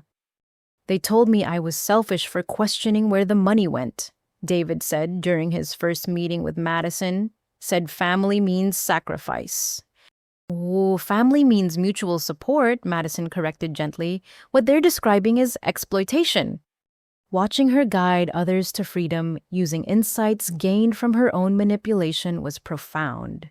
Our parents had created a weapon, but Madison had reforged herself into a shield for others. The first anniversary of Ellen's death approached with bittersweet anticipation. We'd planned a celebration of her life at the Foundation, inviting everyone she'd helped save through her patience and documentation. "She never got to see the full fruition," I said to Madison as we prepared for the event. "The guilty verdict, the Foundation, all of us healing together." "I think she knew," Madison replied. "She held on just long enough to ensure it would happen. The rest was faith in us to complete her work." The memorial was beautiful. 43 survivors gathered to honor a woman most had never met, but who'd changed their lives. We shared stories of Ellen's secret documentation, her decades of patience, her refusal to let crimes hide behind family bonds. Patricia presented a special announcement. The foundation has received a major grant from the Department of Justice to create training programs for law enforcement on family financial fraud. Ellen's methods will become the national standard for investigating these crimes. It was vindication beyond anything we'd imagined. Ellen hadn't just saved us. She'd created a template for saving others, transforming personal trauma into systemic change. As the evening wound down, Madison and I stood in the foundation's main room surrounded by photos of Ellen and the victims she'd helped free. The wall of survivor stories grew weekly, each one a testament to the possibility of escape and recovery. "She'd be proud," Madison said softly. She is proud," I corrected, feeling Ellen's presence in every victory. "Somewhere she's documenting all of this too, making sure the good is recorded as meticulously as she documented the bad." We returned home to find a package on our doorstep. The return address was the federal prison where our parents were held. My first instinct was to throw it away unopened, but Madison stopped me. "We should document it," she said, like Ellen would, evidence of their continued manipulation attempts. Inside was a photo album we'd never seen, filled with pictures of Madison and me as children, happy moments before the roles were fully cemented. A note in our mother's handwriting read, "Remember when we were a real family." It was the cruelest manipulation yet, using our childhood memories as weapons. But looking at those photos, I saw something our mother hadn't intended. Even then, the signs were there. Me in hand-me-downs while Madison wore new clothes, me doing chores while Madison played the forced smiles that didn't reach my young eyes. "We were never a real family," Madison said, closing the album decisively. "Real families don't have designated victims and designated beneficiaries." We filed the album with the other evidence, another example of our parents' inability to acknowledge their crimes.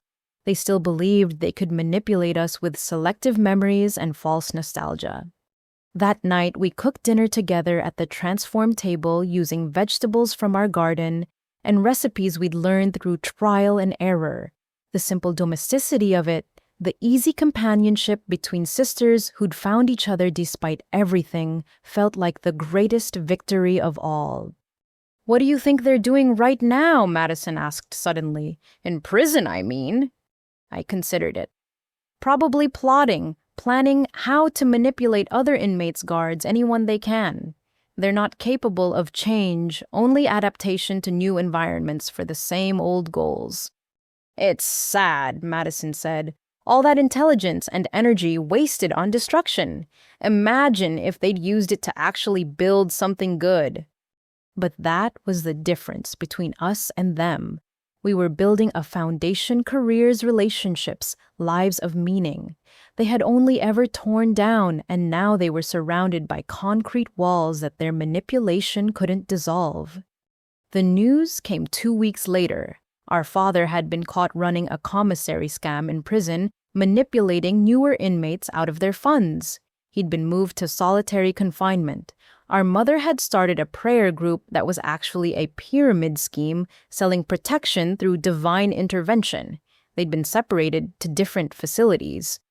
Even in prison, they couldn't stop being predators. It was validating in a dark way, final proof that we'd made the right choice in complete separation. They weren't capable of redemption because they didn't want it. The con was their identity, not just their behavior. As year 2 post-verdict began, our lives had found rhythm. Madison's art career flourished with integrity. My nursing advanced to specialized trauma care. The foundation helped hundreds of families. Ellen's house, now legally mine, had become a haven for survivors needing temporary shelter while escaping their own toxic families. We'd transformed every poison they'd fed us into medicine for others. Their theft became our generosity. Their lies became our truth. Their manipulation became our education in recognizing and preventing abuse. Standing in my garden one evening, Madison painting in the fading light while I tended Ellen's tomatoes, I felt something I'd never experienced in childhood: complete safety. No schemes lurked beneath the surface. No manipulation hid behind gestures of care. Just two sisters choosing to be family in the way family should be: supportive, honest, free. "Thank you," Madison said suddenly, "for letting me stay, for giving me a chance to be better." "Thank yourself," I replied. "You did the hard work. You chose truth when lies were easier. You rebuilt yourself from scratch. I just provided the space." "It's a good space," she said, adding another brushstroke to her canvas. "Safe space. Healing space." I looked at our little house, transformed like everything else by choice and care. The cottage that had started as an escape had become a foundation for rebuilding. The garden that had been overgrown now flourished with intention. The sister who'd been a weapon had become a shield. Ellen's legacy lived in every transformed life, every exposed truth, every survivor who found their voice. My parents' legacy sat in federal prison, scheming in smaller and smaller circles, until even they would have to confront the emptiness at their core. But that was their story to finish. Ours was still being written, one honest day at a time, in the safety of chosen family and the freedom of lives lived without manipulation. The aftermath of justice wasn't just punishment for the guilty. It was possibility for the innocent, finally free to discover who they could be without the weight of someone else's greed. And we were just getting started. 1 year later, Thanksgiving arrived with the kind of golden afternoon that made everything feel like a movie scene. My little house, once a symbol of escape, had become the gathering place for a family that defied traditional definition. The smell of turkey mingled with Ellen's herbs from the garden, and laughter rang from every room. Madison stood at the stove, confidently managing 3 dishes at once while explaining her latest painting series to Patricia.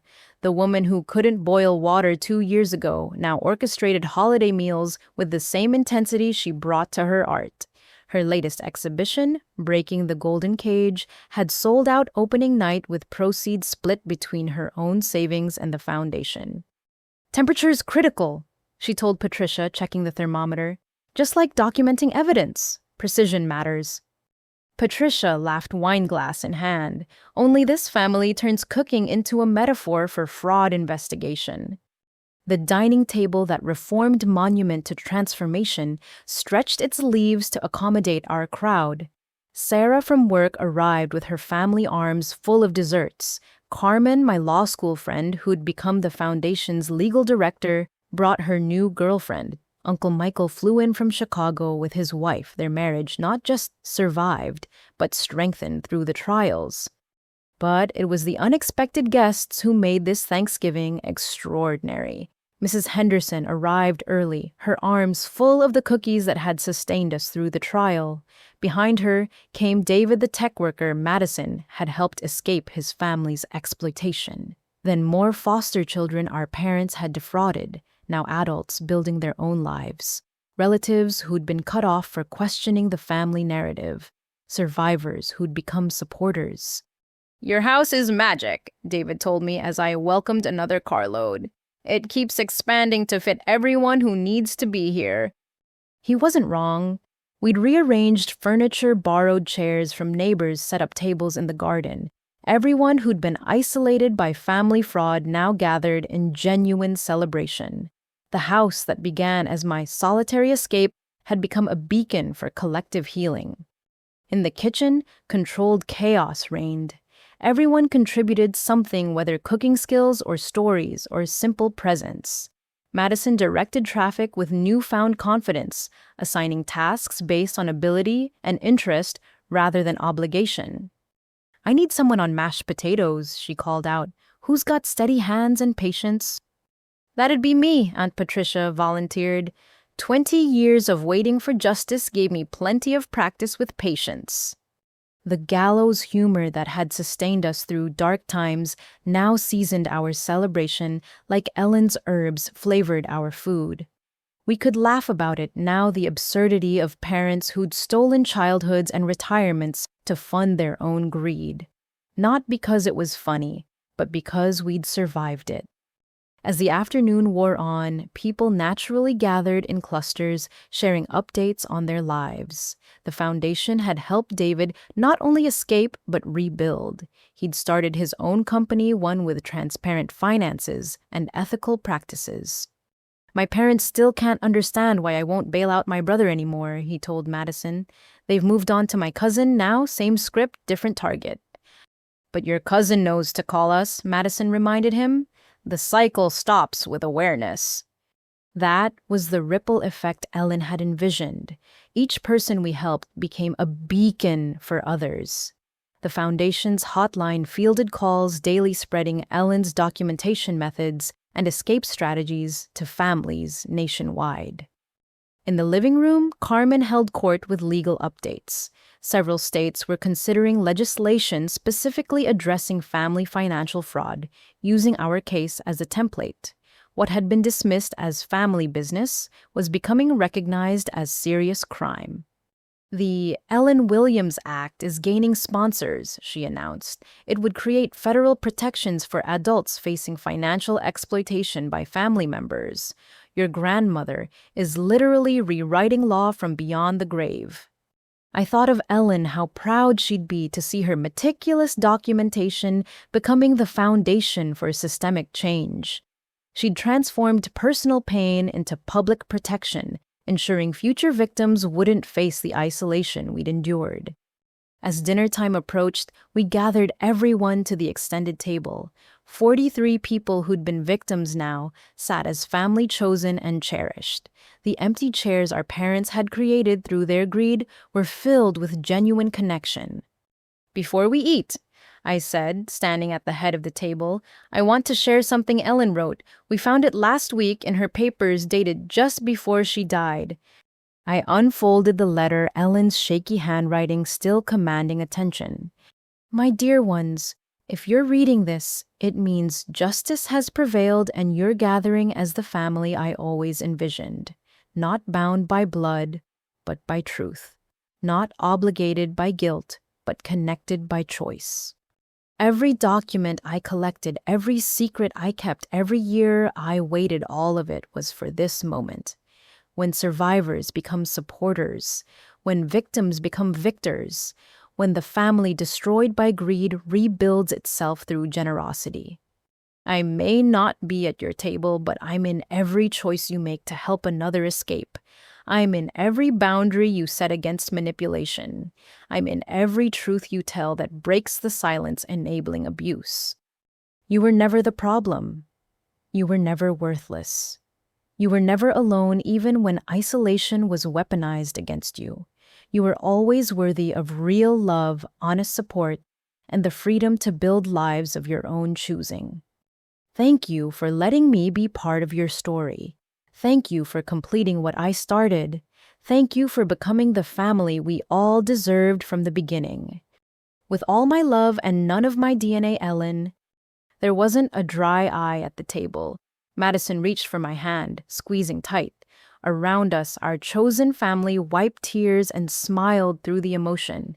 Ellen's words had given us permission to fully embrace what we'd built, a family based on respect, support, and the revolutionary act of showing up for each other. To Ellen, Uncle Michael raised his glass, who saw us all clearly and loved us anyway.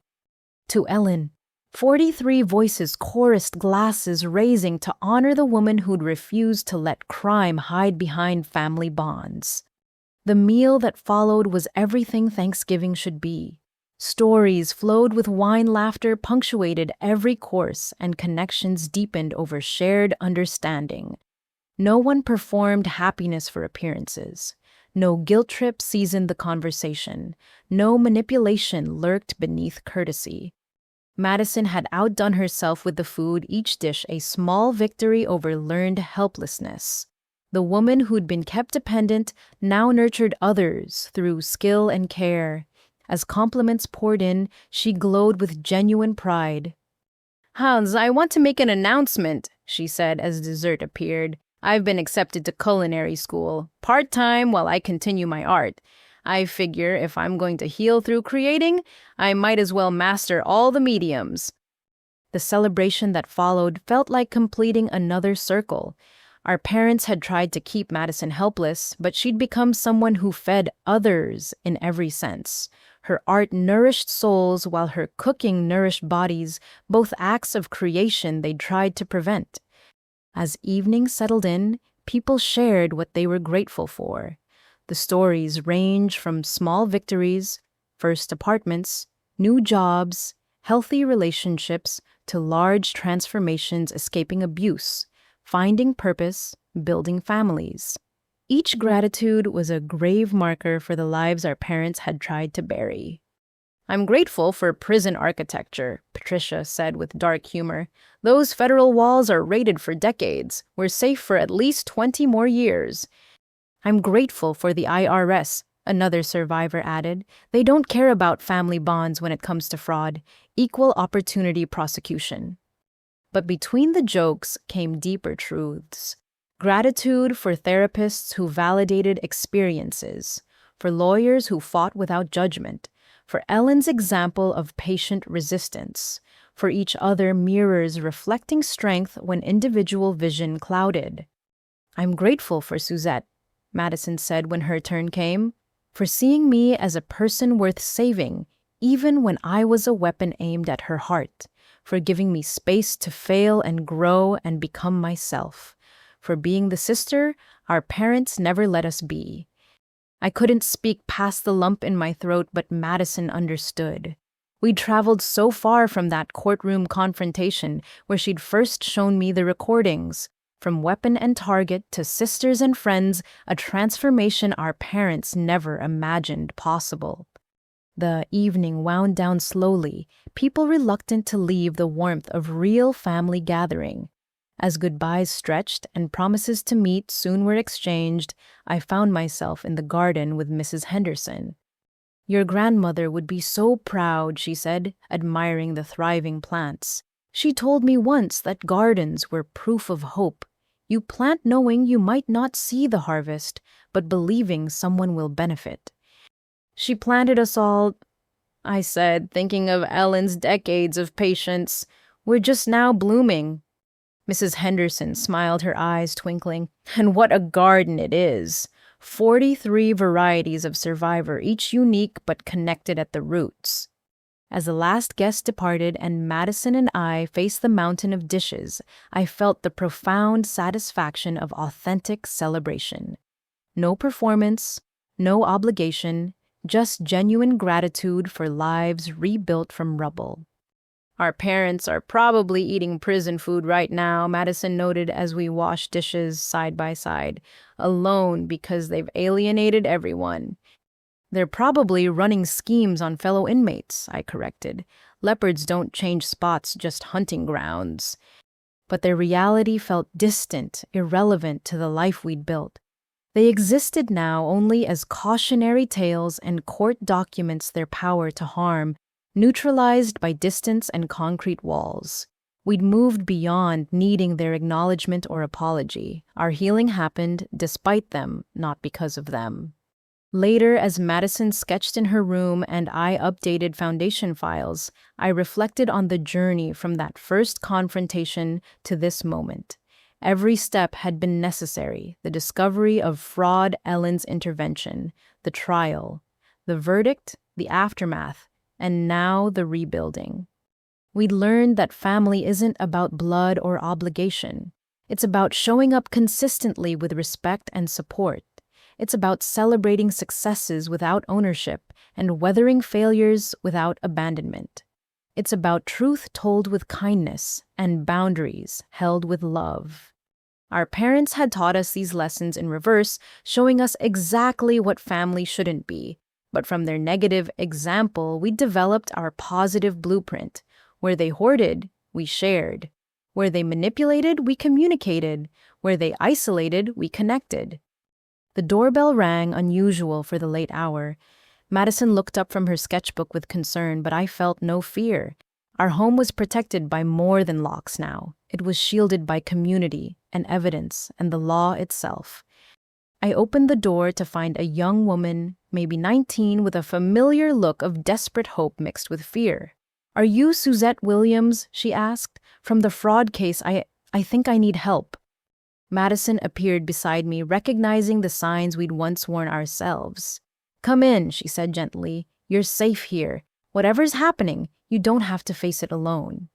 As we settled our unexpected guest with tea and tissues, listening to another story of family exploitation, I understood that this was Ellen's true legacy. Not just our freedom, but our ability to offer freedom to others. The cycle of abuse had ended. The cycle of support had begun. "Financial abuse by family is more common than people think," I told the young woman as she shared her story. "You're not crazy. You're not ungrateful. You're not alone." "Really?" she asked, hope breaking through tears. "Because they keep telling me family means sacrifice." Family means mutual support," Madison said firmly, echoing her own hard-won wisdom. "What you're describing is theft with guilt trips attached." We talked until dawn, sharing resources, validation, and most importantly, proof that escape was possible. Another seed planted in Ellen's ever-expanding garden, another survivor who would become a supporter. As our new friend left with phone numbers and pamphlets and the first real hope she'd felt in years, Madison and I stood in our doorway watching the sunrise. The little house that had started as my desperate escape had become exactly what Ellen envisioned, a lighthouse for those lost in family fraud's fog. "Think we'll ever be done?" Madison asked. "Ever reach a point where we don't need to help because everyone already knows?" "Maybe," I said, though I doubted it. "But until then, we keep Ellen's work alive," Madison finished, "one survivor at a time." The morning light painted our garden gold, Ellen's tomatoes reaching toward the sun. Inside, the Thanksgiving dishes were done, the tables cleared, the house returned to normal size. But the warmth lingered, the connection remained, the family we'd chosen continued to grow. This was the real lesson. Trauma might be inherited, but so is resilience. Abuse might run in families, but so does the courage to break cycles. Our parents had given us a master class in what not to do, and from that negative education, we'd built something positive and lasting. To those still trapped in family fraud, living under the weight of guilt and gaslighting, you're not alone. Your instincts aren't wrong. The discomfort you feel isn't ingratitude, it's recognition of injustice. The help offered with strings attached isn't help at all. Real family celebrates your independence rather than sabotaging it. Real love wants you to succeed on your own terms, not remain dependent for others' benefit. Real support comes without debt that can never be repaid. If you recognize yourself in our story, know that escape is possible. Document everything. Trust your instincts. Seek support from those who validate rather than dismiss. And remember, the guilt they've trained you to feel is their weapon, not your truth. Ellen Williams saw through family fraud's facade and spent decades building the case that would free dozens. Her legacy lives in every survivor who speaks truth, every victim who finds validation, every family rebuilt on honest foundations. Our parents sit in federal prison, their schemes confined to smaller and smaller circles. But we sit at Thanksgiving tables that grow larger each year, filled with chosen family who understand that love isn't measured in debt, but in the freedom to build lives of our own choosing. That's the lesson they never wanted us to learn. We deserved better. We could build better, and we did. If our story resonates with you, if you see your own family's manipulation in our experience, reach out. Comment below with your thoughts, your own story, or simply the relief of recognition. Like this video if it helped you understand that family fraud is real crime, not just how families work. Subscribe to follow more stories of survival and rebuilding. Share this with someone who needs to hear that escape is possible. Thank you for witnessing our journey from victims to victors. Thank you for believing that family bonds shouldn't be chains. Thank you for being part of Ellen's ever-growing garden of truth tellers and cycle breakers. And remember, you are not alone. You were never alone. Even in the darkness of family exploitation, there are others who understand, who've escaped, who are waiting to help you find your way to freedom. May your holidays be filled with genuine connection rather than performed obligation. May your families be those who choose to support rather than exploit. May you find the courage to build the life you deserve regardless of who tries to tear it down. From our chosen family to yours, happy Thanksgiving. The best is yet to come.